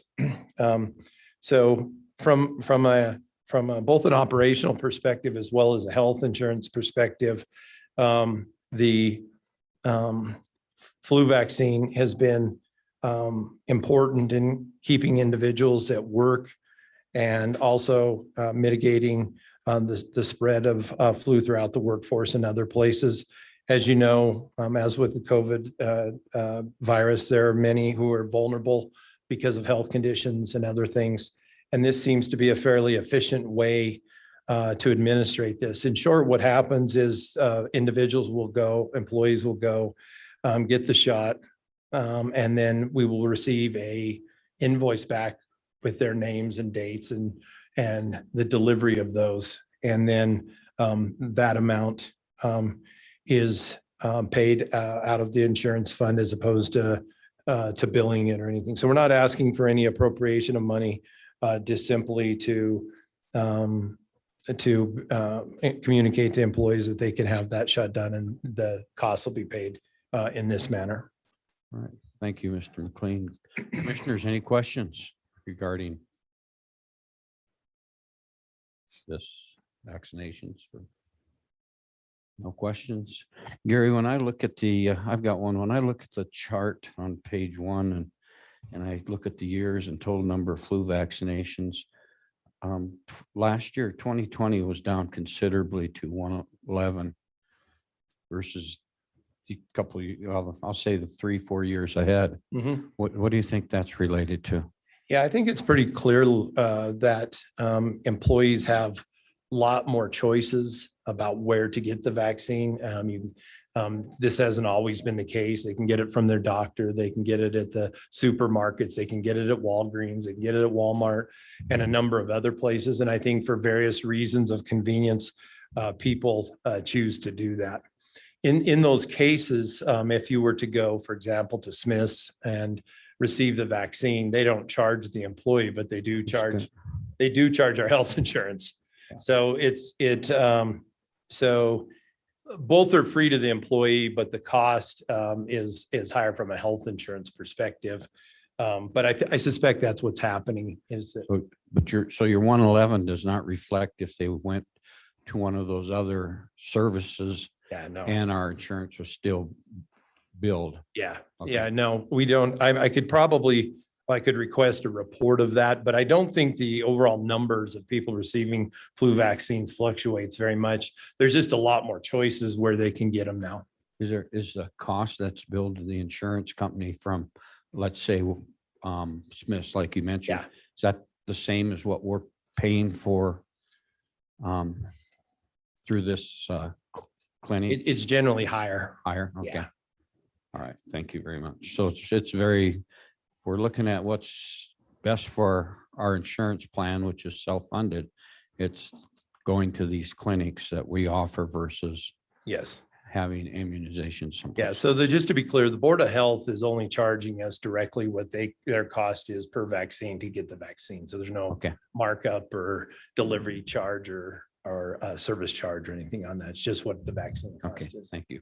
The other thing, I'm sorry, Mr. Go ahead. Chairman, I just was the other thing at one point, this is certainly pre-COVID, but at one point we had the Board of Health would come here and do vaccines at a particular time. And they simply haven't had staff and availability to do that more recently. And so I think that affected the numbers also, meaning that when you came, it was convenient for people to just go do that. Now, if, depending on where you live or where, if you're doing your shopping or it's a Saturday or Sunday, folks just pop in and get it done. So it's equal from an employee standpoint, but it's better from us, from a county standpoint, if they do this. All right. Very good. Thank you very much. Commissioners, any other questions for Mr. McLean? Then commissioners, what's your pleasure regarding, let me look at it for a second. What's your pleasure regarding approval for payment of flu vaccinations for employees and retirees of Sweetwater County component units? Move that we approve that and allow the chairman to sign. If that's necessary. Okay, we have a motion to approve and allow the chairman to sign if it's necessary. Is there a second? Second. Second by Commissioner Lloyd. We have, is there any further discussion? All those in favor signify by saying aye. Aye. Opposed, same sign. Motion carries. Thank you very much. Up next is health insurance renewal presentation. And I believe Mr. McLean, you're going to present, as well as I believe waiting for us on Zoom is Mr. Carter. So would you please introduce Mr. Carter? Thank you, Mr. Chairman, County Commissioners. As you know, our health insurance program runs from January to January. And we typically do open enrollment in the first week in November. This year, it'll be from November 1st to November 10th. As part of that cyclical process, we have to look at rates and premiums and those things to include as part of the renewal program. Rates in particular have to be set within the enrollment software. And in order to move ourselves in that direction, I've asked Brian Carter from Diversified Insurance. There are brokers and also consultants that help us develop health insurance solutions. Brian has put a brief presentation together to bring us up to speed with some plan performance issues, as well as some key takeaways and things that we need to be focused on. And then we'll sort of conclude with discussion about some recommendations and challenges that we have moving forward.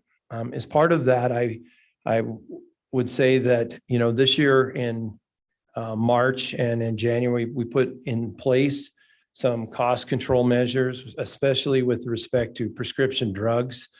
I don't know that we have a lot of data to see how that's working yet, but we do have some indications on the prescription side that there has been considerable savings. But we still have to work off of the data the concrete data that we have. And so I think Brian is going to walk us through a little bit of that in the presentation that he has in front of us. And so I'll let Brian take it from there. Thank you, Mr. McLean. Good morning, Mr. Carter. Welcome to our meeting and please again introduce yourself.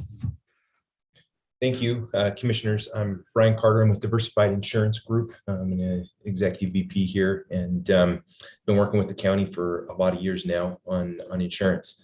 Unfortunately, we're in a spot where we've got a little bit of a rough year that we've seen, escalating claims. And so we're going to talk a little bit about that and what claims look like and plans for going forward and things to consider on ways to try and mitigate some of these cost increases.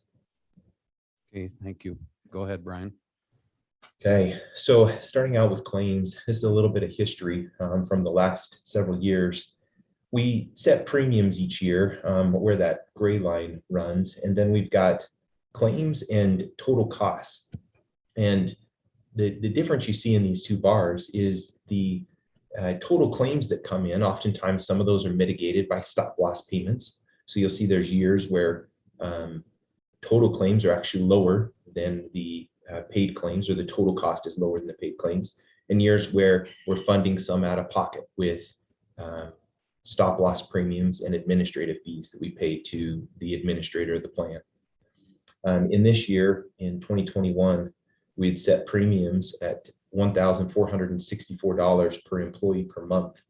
And while claims have been close to that at $1,519, our total costs are going to exceed that by a decent margin this year. So we are going to run well over budget for the 2021 plan year. And for that reason, we're calling for an adjustment for the coming year as well.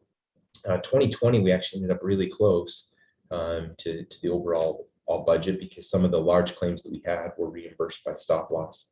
So if you look at the cost ratio there, the budget versus where we're actually at, last year in 2020, we ended up again almost nearly right at budget at 101, and this year to date we're at 112. There have been some large claimants that have come off the plan, so individuals that have had really large claims that have come off the plan, and as we've gone throughout the year, it appeared that there was some corners being turned and some claims dropping, and yet we've continued to replace them with new large claimants, new somewhat unique conditions that are very large.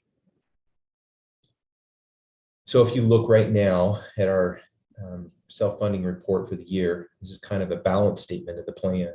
So through August, we had budgeted $5.2 million for the plan.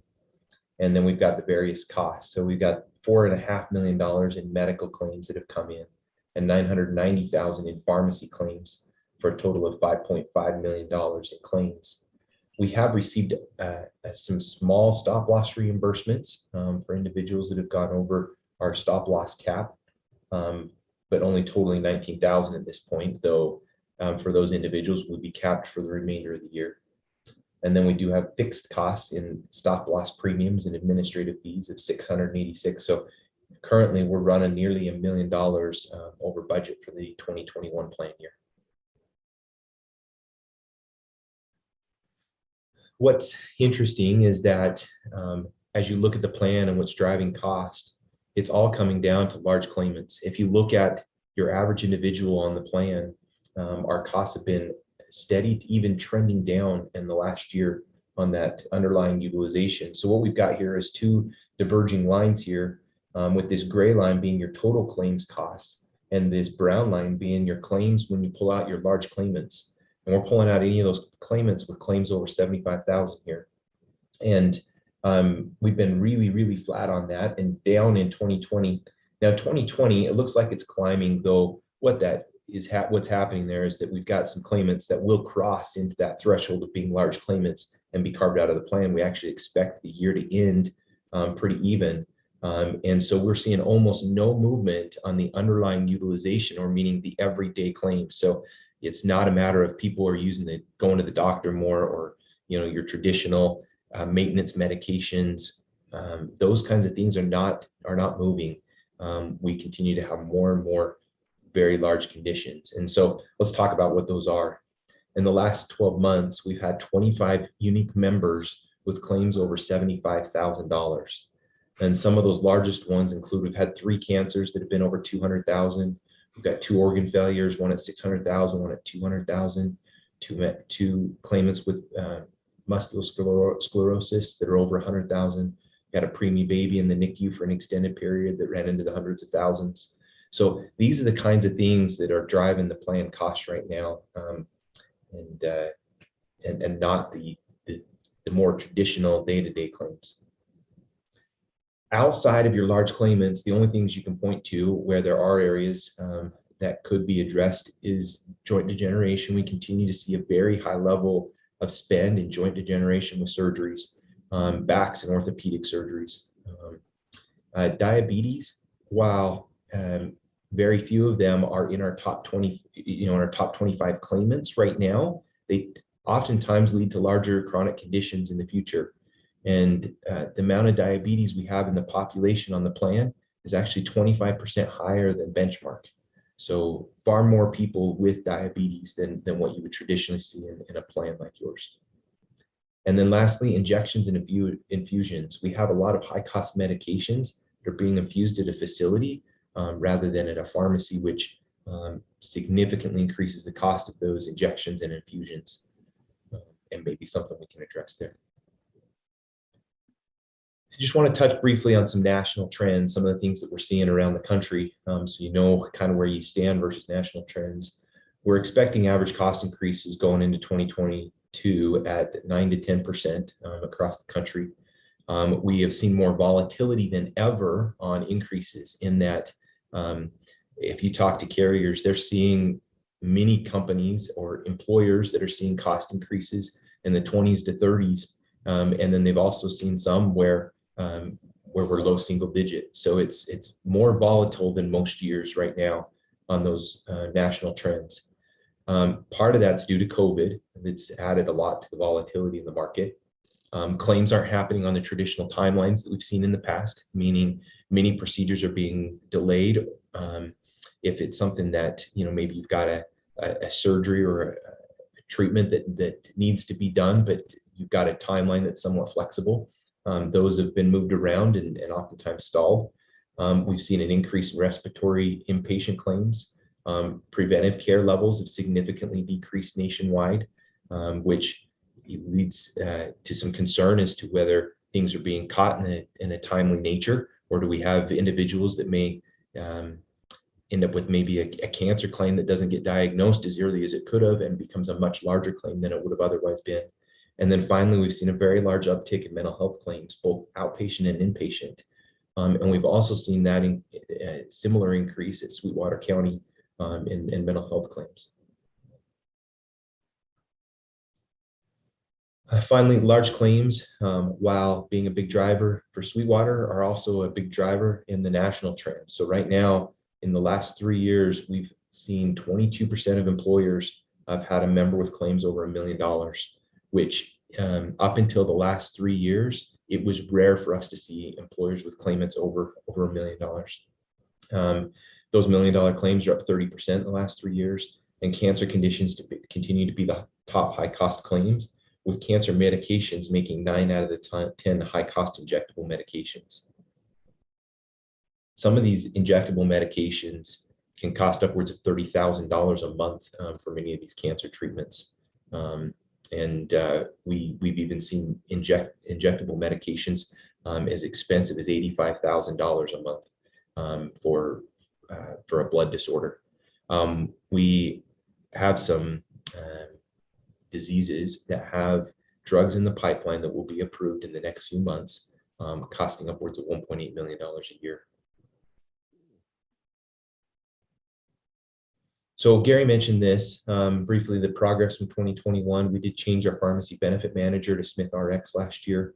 If we look back on specific medications where we've been able to make a difference, we're anticipating that we're going to see savings of nearly $500,000 for the 2021 plan year versus what we would have experienced otherwise. And that's just with a handful of medications where they were able to make a significant difference in being able to find alternative payment methods to cover the cost of those medications. In addition, we added Accolade to help with some of the specific things that we're seeing inside the county. So, those drivers, those chronic conditions and the large claims, Accolade's been recognized nationally for eliminating waste in the system and driving better outcomes by helping better manage those chronic conditions and those large claimants, helping them find alternative treatments and making sure that when they need a second opinion or a second set of eyes on their treatment path, that they're providing that. And while it's really early right now to see if it's making a difference for Sweetwater County, they've continued to receive write-ups and studies even this year, showing that them making significant differences in outcomes across their clientele. We do think it ultimately will be the right move to have engaged Accolade. So what all this leads to is for 2022, the plan needs an increase to the budget of 17% to balance for 2022. And even at that 17%, that'll balance where we're at right now and give us a few percent increase. We do have some of those large claimants that are tapering off, but that's with an expectation that we don't continue to replace some of those cancers with brand new, very expensive cancers. But this increase, it would take the budget from about 7.88 million to a 9.22 million, or increase of $1.34 million next year. So what can be done? So starting out, we've got some minor plan modifications that we are recommending that we think can make a difference while not putting a huge dent in that overall spend. There are a couple of things that can help chip away at it. The first one being requiring injectable medications to be filled at the pharmacy when possible. We expect that could save about $240,000 a year. And then secondly, remove a cap from specialty medications. Today, we have a cap on those specialty medications where a member would never pay more than $250 for specialty medication, regardless of the fact that many of them can be $10,000 to $30,000 a month. And if we allow that to float, we've got it currently set where it's 20% of the cost of that specialty medication up to that $250 cap. If we remove that cap, they would just pay 20% of the cost of that specialty medication until they reach the out-of-pocket maximum on the health plan. And so the health plan still has caps depending on the plan you're enrolling in, caps between $2,500 and $4,000. So it's not like we're going to leave somebody completely exposed there, but it would give some additional savings to the plan. One of the areas where the savings will come from is that many of the manufacturers actually subsidize the cost that an employee pays for that prescription. I'm sure many of you have seen those commercials where you see that new high cost medication. They don't tell you it's high cost, but if it's on TV, it's high cost. But that new high cost medication being advertised on TV, and at the end it says pay as little as $5 for this medication. And what it is, these manufacturers set up payment programs to help subsidize the cost. So removing that cap from the specialty medications in most instances will not hurt a member, but rather push some of that cost back onto the manufacturer. And we will continue to tap that manufacturer every month as long as we possibly can to get them to contribute to a portion of the spend on that medication. On the major plan changes, these would involve some more significant involvement from members and significant changes to the way they engage in their health plan. The biggest one being we currently offer 5 different health plans to members and let them choose which of the health plans fit their needs the best. If we change that and offer a single type of plan design, being a qualified high deductible health plan with a health savings account, which is offered today, but just as a plan option. We currently have 57 people enrolled in that plan, but if we offered it as our sole option, we would expect to drive the way people engage in the health system for them to interact differently. And the reason for that is that we would set a deductible probably at $2,000 for an individual and $4,000 for a family and put money into a health savings account. Our recommendation would be in the form of a match, so that they put money into this health savings account. The county matches the money that they put in there, but now it's their money that they're spending until they hit that deductible. It changes behaviors around the plan some. It does take some getting used to, and you will see pushback from members, with that type of an aggressive plan change and strategy. Another route we can go is to increase our out-of-pocket maximums. So today, what's driving our plan cost are those high-cost claimants, and yet members are capped at a fairly low level, depending again on the plan that they're enrolled in. We've got caps at $2,500 for an individual, $3,000 and $4,000. That's the most that they would pay regardless of their condition. And if we push those out-of-pocket maximums, if we were to say push it up $1,000 per individual, we're expecting about 3.4% in savings to the overall health plan. And then finally, another option would be to shift your contribution structure. Employees currently pay 8% of our $1,000 deductible plan and 2% of our $1,500 deductible plan. It is a very rich contribution structure where they don't have to pay a lot of the overall cost of the premiums. Now, we understand that that's long been a significant portion of the compensation that members receive, and that would be a big change to the compensation package, but that's an area that you could make adjustments that could chip away at that overall increase to the county, to the tune of, I think you could make a 5% adjustment there to where you're pushing the $1,000 deductible plan to where members are paying as much as 13% on that one and 7% on the $1,500 deductible plan, without going significantly over benchmarks. Now, benchmarks are tougher when you're comparing to some of the other employers that you compete for talent with, and we're not insensitive to that, and understand that members inside this plan, oftentimes cite benefits as one of the reasons that they work for the county. This here is just a brief snapshot of some of the plan designs, so you'd know what they look like today. The different plan options that we've got a $500 deductible plan where members pay co-pays for most services. If you're hospitalized or have a surgery, you would pay that first $500, and then you would pay 20% of the cost until you hit $2,500, and then you're capped at $2,500. Our $1,000 deductible plan that I referenced, members have the same kind of structure where they pay co-pays for most services such as office visits and prescriptions, emergency room and urgent care.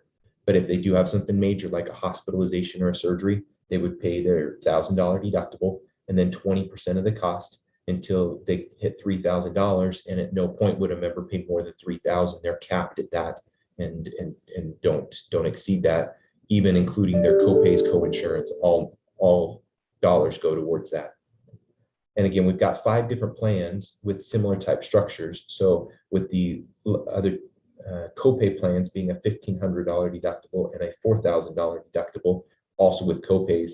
And then finally, our high deductible plan doesn't have those copays up front. So you pay everything until you hit that deductible, preferably out of your health savings account. And the county does contribute $750 to that health savings account for an individual, or if you're enrolled with your family, they contribute $1,500 to that health savings account. And then members can pay their expenses out of that until their HSA dollars are used up. And then they, again, pay everything until they hit that $3,000 or $6,000 as a family. And then at that point, the plan pays 100%. So when I'm talking about moving out-of-pocket maximums, that's the number that I'm keying in on, is that top dollar amount where employees are capped and don't pay anything more.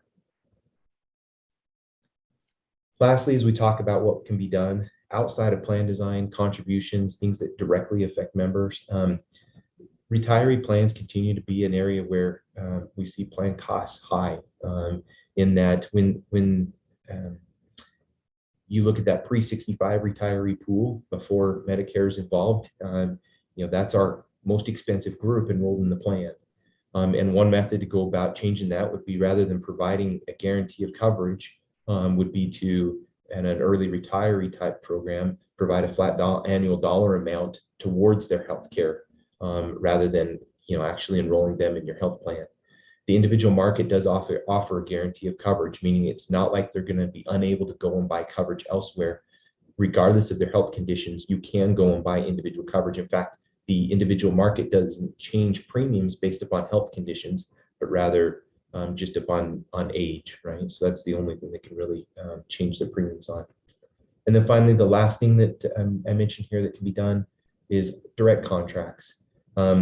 We can negotiate a direct contract with Memorial Hospital that could drive care with lower costs, meaning we create a partnership where we put Memorial Hospital in a unique tier, where we have them as a lower cost hospital to members, which will drive care to the hospital. In exchange, we ask for a deeper discount than we're currently getting. Again, it's challenging for a hospital in a rural area, and asking to discount care for members is always difficult.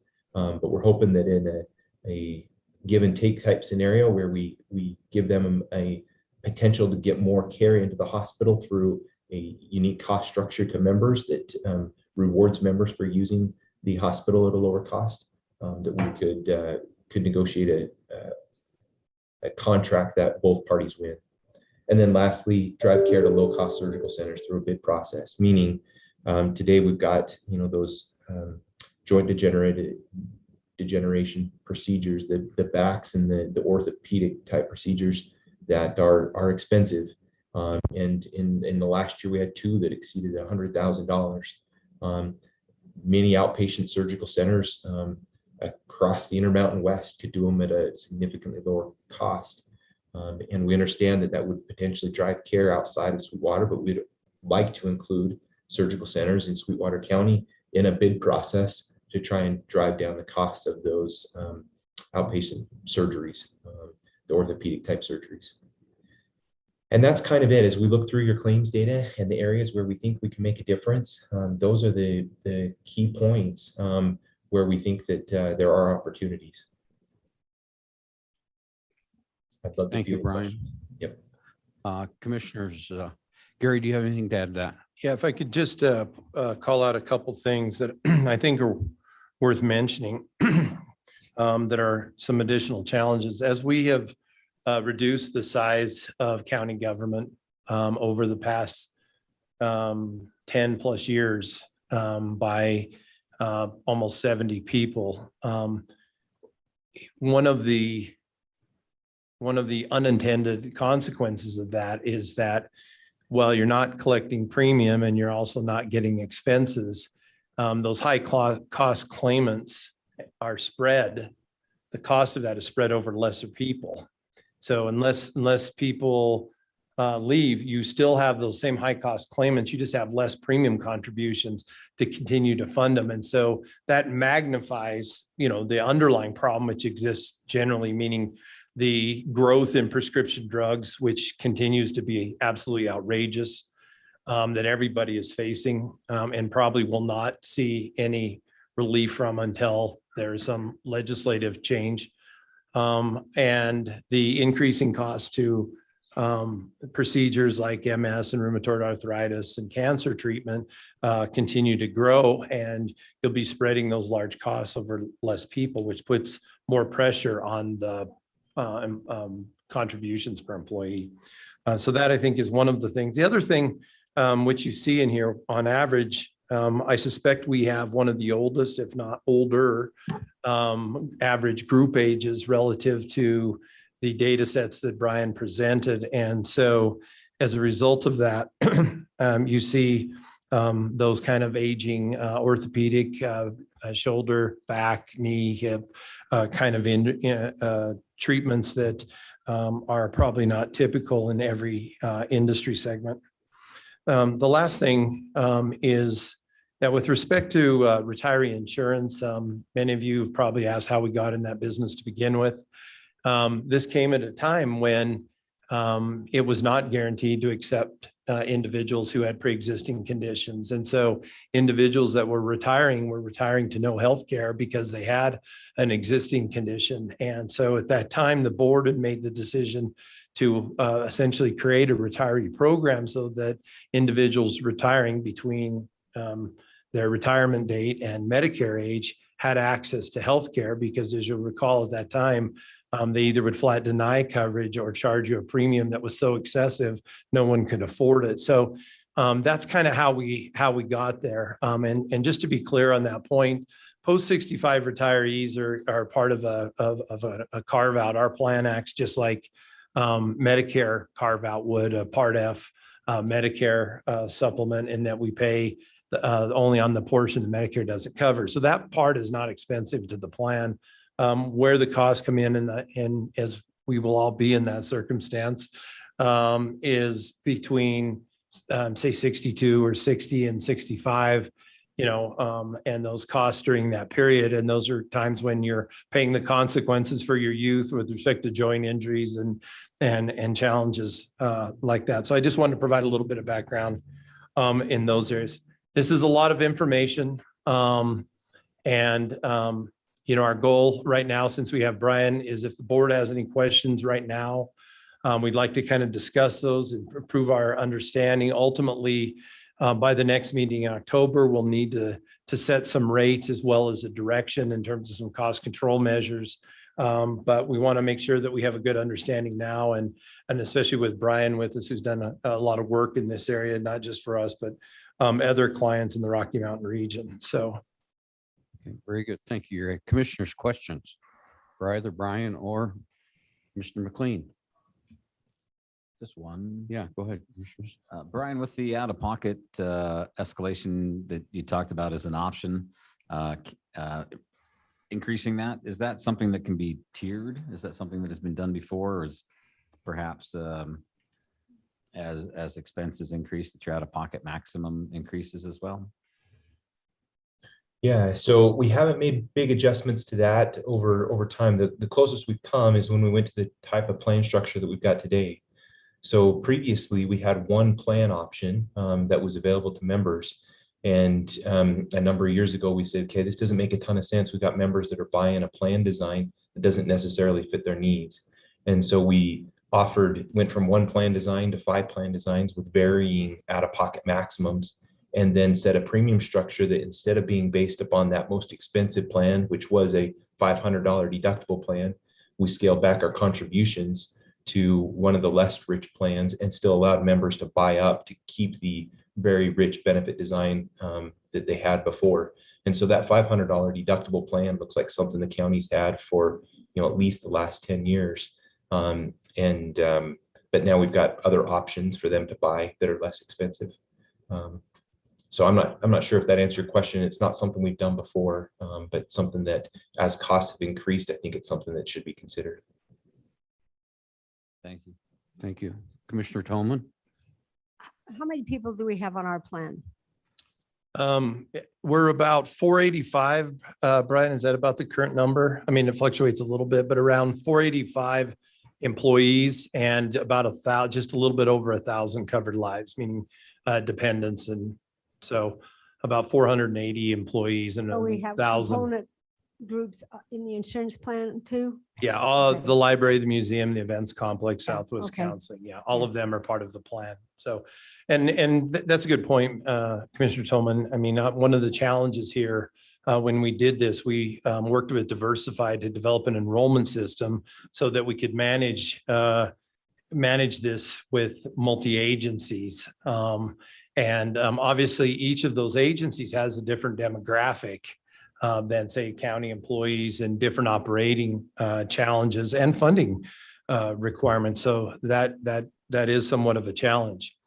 One of the things that's a concern, and is an increasing concern, and we'll be talking about more as we move into the budget, is that the real difficult reality here is that expenses are increasing, not just the plan expenses. As you know, fuel prices are up, housing prices, building materials, everything seems just unbelievably expensive right now, hotels. And of course, employees realize that. So the reality is your buying power in the marketplace is less, and it puts a lot of stress on salary and benefits and those things. And so cost shifting, meaning moving some and sharing some of those costs with employees, although maybe inevitable, is going to be a really challenging thing for both employees and us, because we don't have the economic growth that we're seeing around us. For example, in the Salt Lake Valley, in the Front Range of Colorado, in many areas. And so while we have a stagnant economy, maybe stagnant revenues, the world keeps turning and costs keep going up. And so we're seeing, we're getting hit from a lot of avenues as an organization, but employees are being hit by those same things also. So this is going to be, I think, a very challenging time for us in that regard. But we have to rise to the challenge and find some solutions, and hoping to begin that discussion. Thank you, Mr. McLean. Other questions, commissioners? the other factor that, as you were talking about increasing costs, as we determine how we're going to handle what I heard, 17% increase. Is that Yes. what I heard on health insurance? Yes, that's what's, Yeah, 17%. As we're trying to determine how we handle that, we got to keep in mind those funding agencies that we fund out of our 12 mil will be asking for in their budgets money for that as well. So, you know, it's a situation that we truly need to, you know, handle and take care of.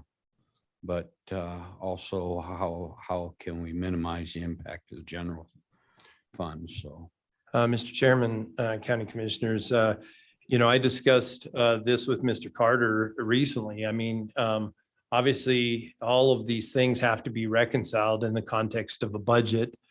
We funded a considerable amount of budget from reserves last year. And so we recognize that reality exists. And if we have to implement, more drastic steps and we have to have another open enrollment period, we certainly can do that.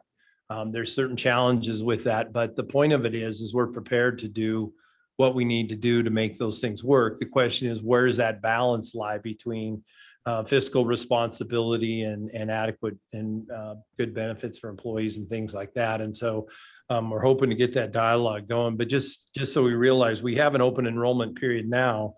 But if we had to make plan changes, if we have to take other steps as we get into the budget process, then that's what we need to do, and we'd be prepared to do that.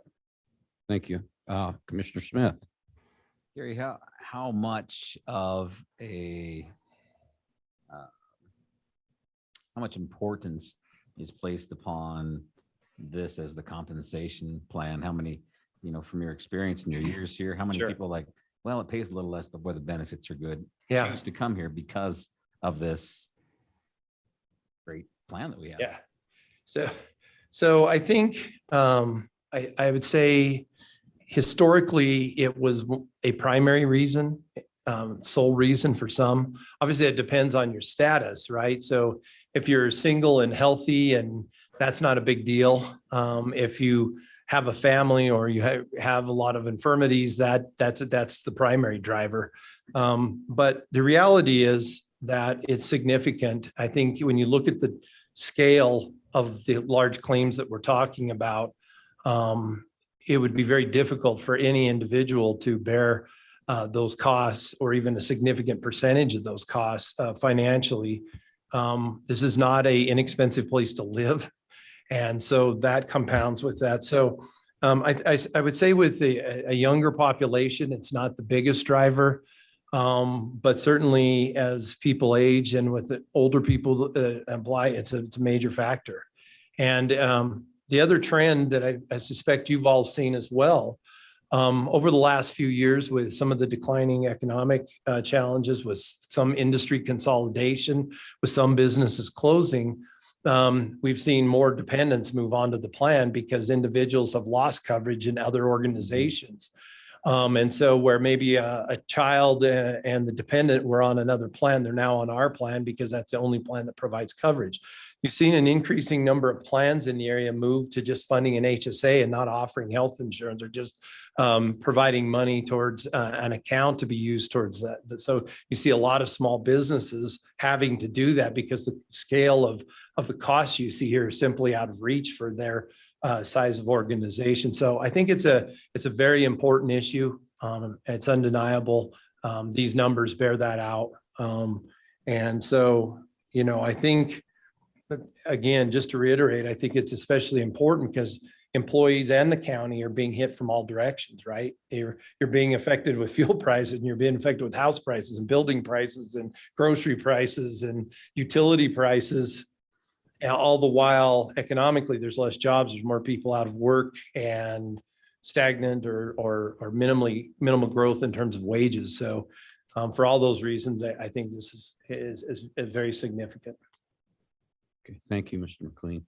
Other questions, commissioners? Commissioner Shanefield. Thank you. Gary, has there been any conversation around, and I know this wouldn't solve the problem, but it potentially could help, but around a push around a wellness program, health challenges, things like that? And the other question that I have is with our HSA, I'm not familiar with the details. I'm not on the plan. So Yeah. Is there any way that we can look at potentially doing a match if they do wellness screenings, or there's some additional Absolutely. incentives involved in there that increase employee health and wellness, as well as, provide a little bit of cushion for them? Thank you. Yeah, Commissioner Gary. those are a couple of good questions, and there's kind of a couple different concepts within there. So we'll take the easiest one first. With respect to the HSA, and I think that's what Brian's alluding to. Obviously, with respect to the incentives or the amount of contribution and having a larger contribution, the HSAs overall, as you know, are relatively new. So folks are always resistant to move from a thing to something you don't. The other challenge is it's harder for someone, I would consider myself even on the older side of age, to really reap the tax benefits of an HSA, meaning that, I've put as much as I can put in there and have saved and been fortunate. I haven't had a lot of health consequences. So you're able to build up some money that I would have at post employment age to use towards offsetting maybe those expenses between 62 and 65, or even after 65, being able to use those somehow. So, but if you are already my age or older, it's hard to imagine how you would build up that kind of money at that time frame. And this is where the having the match or a higher level of contribution really becomes important. And I think we could structure that, unless Brian sees some problem, we could structure that match in any one of a number of creative ways to incentivize that, including stuff to be proactive with the health. As many of you know, if you receive, I don't know if any participate in the District Board of Health, but we get county health rankings. We're very low in that ranking system. So we were, above average weight. We have above average, as Brian pointed out, diabetes. We're above average smoking, tobacco use, and a number of other things, which, contribute to an overall less healthy population. So you see that in areas with health insurance. So I think the more that can be done to induce healthy behaviors and reward those behaviors financially in the system, I think we're going to see the benefits. Now, the problem with that, as we know, is they're very squishy. They're hard to measure, and they typically take a long time to see. One of the areas that we've talked about and that I personally favor with Diversified, that's one that's more measurable, is this diabetes initiative. So we have some good resources within the county, as well as some resources that Diversified has access to.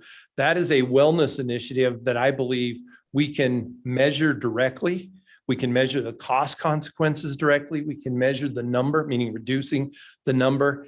And there's good science out there regarding treatments, lifestyle changes, and things that are non-health insurance related that drive down the cost of having a number of diabetics on your program. So that's where I would recommend starting, and because it's very measurable. We have a significant number of the people affected by that, and there are good programs and people involved both in the community as well as through Diversified for such type of program.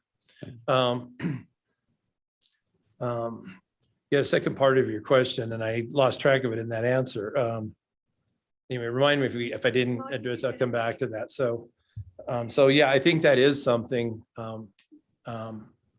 where good progress can be made. Go ahead, Commissioner Tillman. Is there an opportunity to offer more gap insurance to help, but everybody wouldn't want to do it? And then if they had a serious problem, it wouldn't work anyway, huh?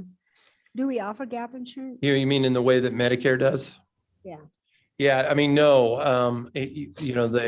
for people that are on Medicare, Commissioner Tolman, you're showing your age here. Yeah. Just checking. Yeah. a friend. I remember how much it cost to pay my own insurance for many, many years. Sure. And I just want to remind our county employees, you are so lucky. Last time we talked about insurance, the Walmart people started complaining and calling in and saying, we don't get anything. Yeah. So I just want you to know, it's amazing what we have, what we offer. Yeah, the obviously that's with cost, but to answer your question, the county's plan for individuals that are over 65, that are still working, functions as the primary, and then Medicare is secondary. So that typically takes care of it. For people that are retired, and there are a few who choose to stay on our plan acts as Medigap coverage. So they have their primary insurance would be Medicare. And our plan, if they choose to stay on it, ends up functioning just like Medigap coverage and covering that 20% or whatever that's not paid by Medicare. So That wasn't totally my question. I asked it wrong. But Okay. that was a good answer. I need to know that one too. Did you want to ask more? Yes, Go ahead. but I don't know how to phrase it. There are special policies that you can get to cover. You can get a special heart plan. You can get a special whatever. Do we offer any kind of special plans that might be available if employees wanted them? That would cover a certain ailments or whatever. So not quite that specific. Obviously, we offer other products through AFLAC and specialty providers that cover things like emergency room accidents, accidental death, those kinds of things.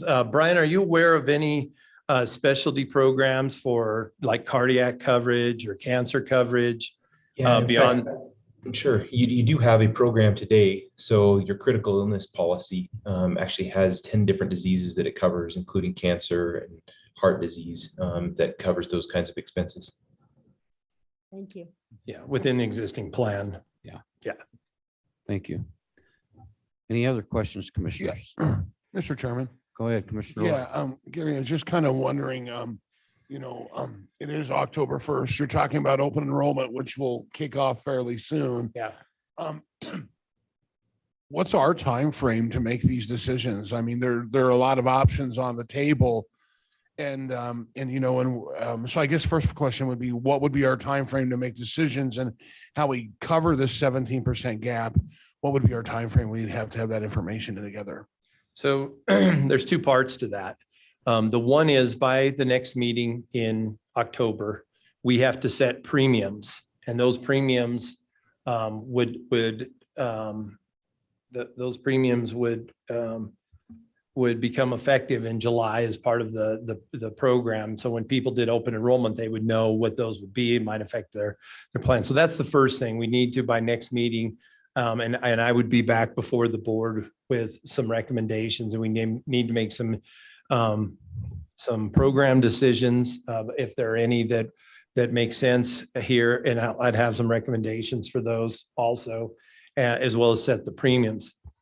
So that's one timeline. The second timeline, I think, is a little bit more open-ended, which is that this is a never-ending process. So the process of trying to control costs and make this affordable and be able to fund it is continuous. So the initiatives, as Commissioner alluded to earlier, with respect to a diabetic program or some sort of wellness to reduce those costs, those could be engaged at any time. So we've got those things that can go at any point. Again, as we have to reconcile this as part of the budget process, if just say worst case scenario, we said, hey, we just can't fund that level and we need to take, then we may need to do a supplemental open enrollment and make some changes at that time. And we recognize that may be a possibility. Okay, I appreciate that. And I guess, as we make this is a big decision, I think, especially when we look at the potential of raising employee contributions. I know that's a trend across the country, but I think we also have to recognize that a couple of things. Number one, our employees haven't seen a raise in a point in time, nor a bonus, probably I think 3 or 4 years, if I'm not mistaken. Correct. They have seen increased healthcare costs, and the package is fantastic and it is amazing. But I also think, we may have to really take a look at our budgeting process, in specific if some of our outside agencies and how we fund them, because it seems like at times we're really overprotective of them losing positions or things like that. but our employees are being affected too. So I want to make sure that we're watching out for our own employees as we make this decision and know there are other options out there that are tough options that can help reduce some of that budget to help us out with those concepts to take care of those employees. So those are the questions and comments I have. Thank you, Commissioner Lloyd. Any other comments or questions? Gary, I'd like to go back to the wellness for a minute. Yeah. If you don't mind. And Ryan, you can maybe help out too with this. It's very simple.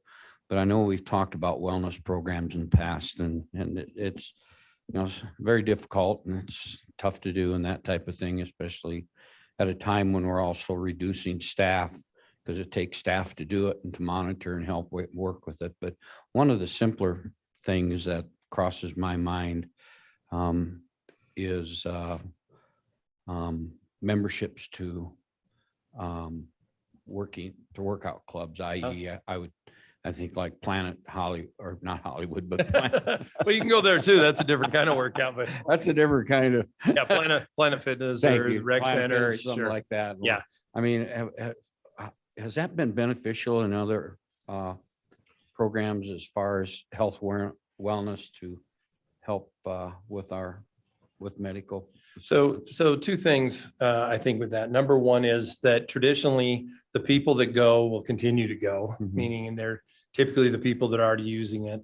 And then secondary, it's very difficult to correlate participation with costs in the plan because as you just see, we're not going to affect the big costs in terms of whether you get lymphoma or MS or some of those things so those are really driving the plan. You kind of have to have faith that just encouraging more activity will benefit you somehow. But the problem, even with most just general wellness programs are more feel good, it's difficult to find good data that supports cost savings in those because the plan's costs are already at such a much larger scale. So it gets to be very difficult. Now, implicitly, we would say if we all lost a little bit of weight, would we be better off? The answer to that's yes, probably. So, but can we measure that in terms of our plan costs? Most people would say no. It's very difficult. But one of the things that I prefer and that I think is more measurable, for example, in this diabetes area, we can measure that. It's a disease category that we can measure. There are programs to reduce it. We track the costs and the medical claims with it. So that's an area that I believe we could get some measurable outcomes on as a way of getting started. We at various times have talked with the cities and others regarding membership into those things. As you know, when we built the Justice Center, we built a workout facility for law enforcement. Of course, that's used by many other entities in the county now. And so I don't think that's a downside to it other than the cost, but I also think that it's been very difficult to measure outcomes with. Yeah, I had a question about that. Thank you. Other questions, commissioners? So with that, we can look for agenda item next meeting to possibly review and possibly set well, we have to set. We're gonna have to set them, yeah, because and the you'll open have enrollment options and recommendation for us. And Yes. and I just want to comment that 17%, 1.3 million increase. Historically, when it's only been about 5 or 6 or 7%, the county's just absorbed it. Am I correct?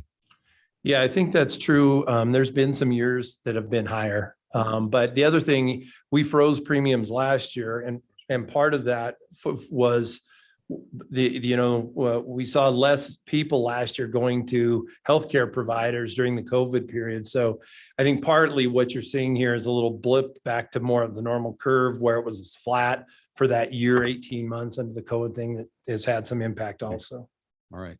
All right. Thank you. We'll look forward to next week to that agenda item and working through it. So thank you for that. Thank you, Brian. Thanks for joining us. And we appreciate what you brought to us for us to think about and look forward to seeing you again. Thank you for joining us and be safe.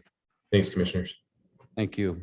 Okay, commissioners, moving forward, our next agenda item, I believe, is approval of the UMR plan amendment. And Mr. McLean, I believe you're going to present that as well. Thank you, Mr. Chairman. I just feel like we should stay on this healthcare we got so much momentum going. I thought we might as well just keep it rolling. This is fortunately a little bit easier for everybody's understanding. We're a self-funded plan. So the plan design is ours. And it's necessary from time to time to make changes in places where the plan is problematic or doesn't quite fit in the way that it should.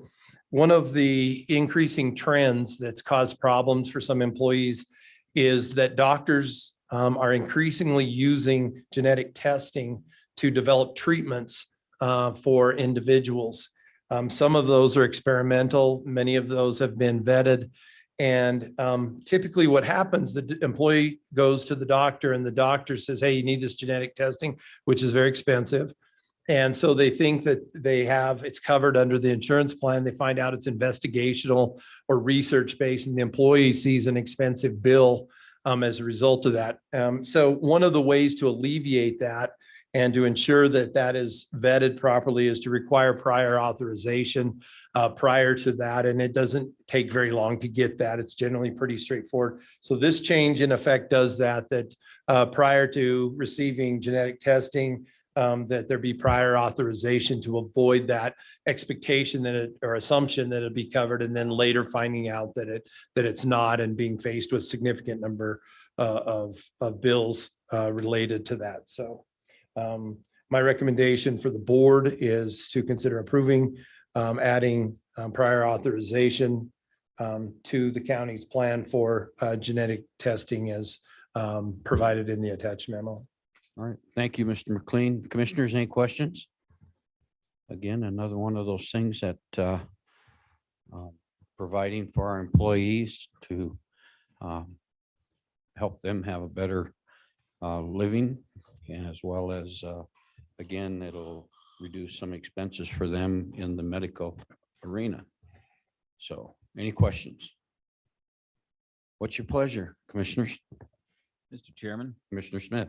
I move that we approve the UMR amendment to the summary plan description as presented. Does the chairman need to sign? No. Okay. Then Okay. no, the chairman cannot sign.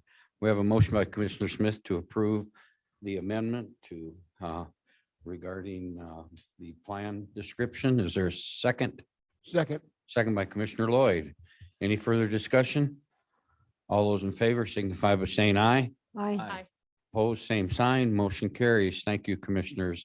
Also, Mr. McLean is up next to request approval of the proposed changes to the complaint grievance procedure policy. Mr. McLean. It has nothing to do with health insurance. What It- happened? It's the mental health of the board and others. Let's go with it. Thank you, Mr. Chairman, County Commissioners. Over the past 2 or 3 meetings, we've discussed some amendments to the policies and procedures. One of them that was outdated had to do with county CEO and things that we had at that time. Through the process, there were some comments from various commissioners. John DeLeon also provided some feedback. And as I indicated at the last meeting, Danny had not had a chance to review that much for the meeting and had a couple areas, some minor changes that he thought were important. There were some language changes. So after meeting with John and to discuss those, I believe we've incorporated the recommended language, both from Dan and John, into the procedures that you have before you, and eliminated those sections that were outdated, specifically with respect to a CEO, and I think buttoned up some of those areas that were areas of concern. And so I'd be happy to answer any questions that you may have regarding those changes at this time. Otherwise, I'm requesting the board to adopt the Chapter 10 complaint grievance procedures amendments as provided. Thank you, Gary. Commissioners, questions?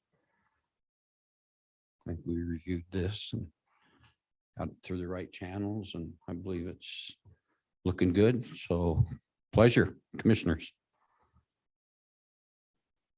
Mr. Chairman, Commissioner Smith. I move that we approve the proposed changes to the complaint and grievance Procedure policy as presented. We have a motion to approve as presented. Is there a second? Second. Second by Commissioner Shanefield. Any further discussion? All those in favor signify by saying aye. Aye. Opposed, same sign. Motion carries. Thank you, Mr. McLean. I think that closes the book for Yeah, time being. the only question I have is, were you able to amend the agenda for county clerk's request regarding the Yes, election? yes, we did. In Okay. fact, that's up. In fact, we'll do that right now. We'll move it ahead of the events complex because I'm looking at the screen. I don't see anybody from the events complex there. Sally, do you? Do you? Oh, they're initial. Well, then we'll just kind of plan on seeing them at that time then. So let's do the request for the position for the clerk's office, Mr. McLean. Mr. Chairman, County Commissioners, before you is a request for two election assistants for 30 hours a week for 5 weeks. As you know, during the budget process, this was an off election year, so there was no budget for these positions in this year. And I guess it was July or so when the special purpose election was decided. And so these are requests for a couple positions to assist County Clerk Lane in that election process until that is resolved. The costs are estimated to be about $38,8476. So relatively minor costs. Thank you. Do you have anything to add, Ms. Lane, our county clerk? Thank you, Chairman. Yes, I don't know that I will need that many hours. We're just needing to hire a couple people who helped last year. So they're already trained to do some poll book preparation because our things came in, well, it was quick. So they're a little bit late. So we just need some people to come in and help with that. It should not be anywhere near 30 hours a week. We're just putting something together. I just need somebody a couple days this week and maybe a couple days when it gets closer to election time. Thank you very much. Mhm. Questions for either Mr. McLean or Ms. Lane, commissioners? If not, what's your pleasure regarding these temporary positions? Mr. Smith, I move that we approve the positions as presented. we have a motion to approve the positions as requested and presented by Ms. the County Clerk, Ms. Lane and Mr. McLean. Is there a second? Second. Second by Commissioner Shanefield. Any further discussion? All those in favor signify by saying aye. Aye. Opposed, same sign. Motion carries. Thank you. Thank you. Okay, with that, then we'll move the events complex back, Sally and Miss Lane, to approximately 12:10 under other, which is a little while. So our next agenda item then would be a general purpose tax discussion with possible amendments, rescission, or alternatives. I would request, commissioners, that before we begin that conversation, that we have a motion to go into executive session to have a discussion about the legal aspects of the conversation we're going into. And I believe, John, you'll be present. And do we need anybody else? I don't believe so. All right, thank you. So I'll entertain a motion to go into executive session for legal consultation. So moved. Got a motion by Commissioner Shanefield. Is there a second? Second. Second by Commissioner Lloyd. All those in favor, say aye. Aye. Opposed, same sign. Motion carries. So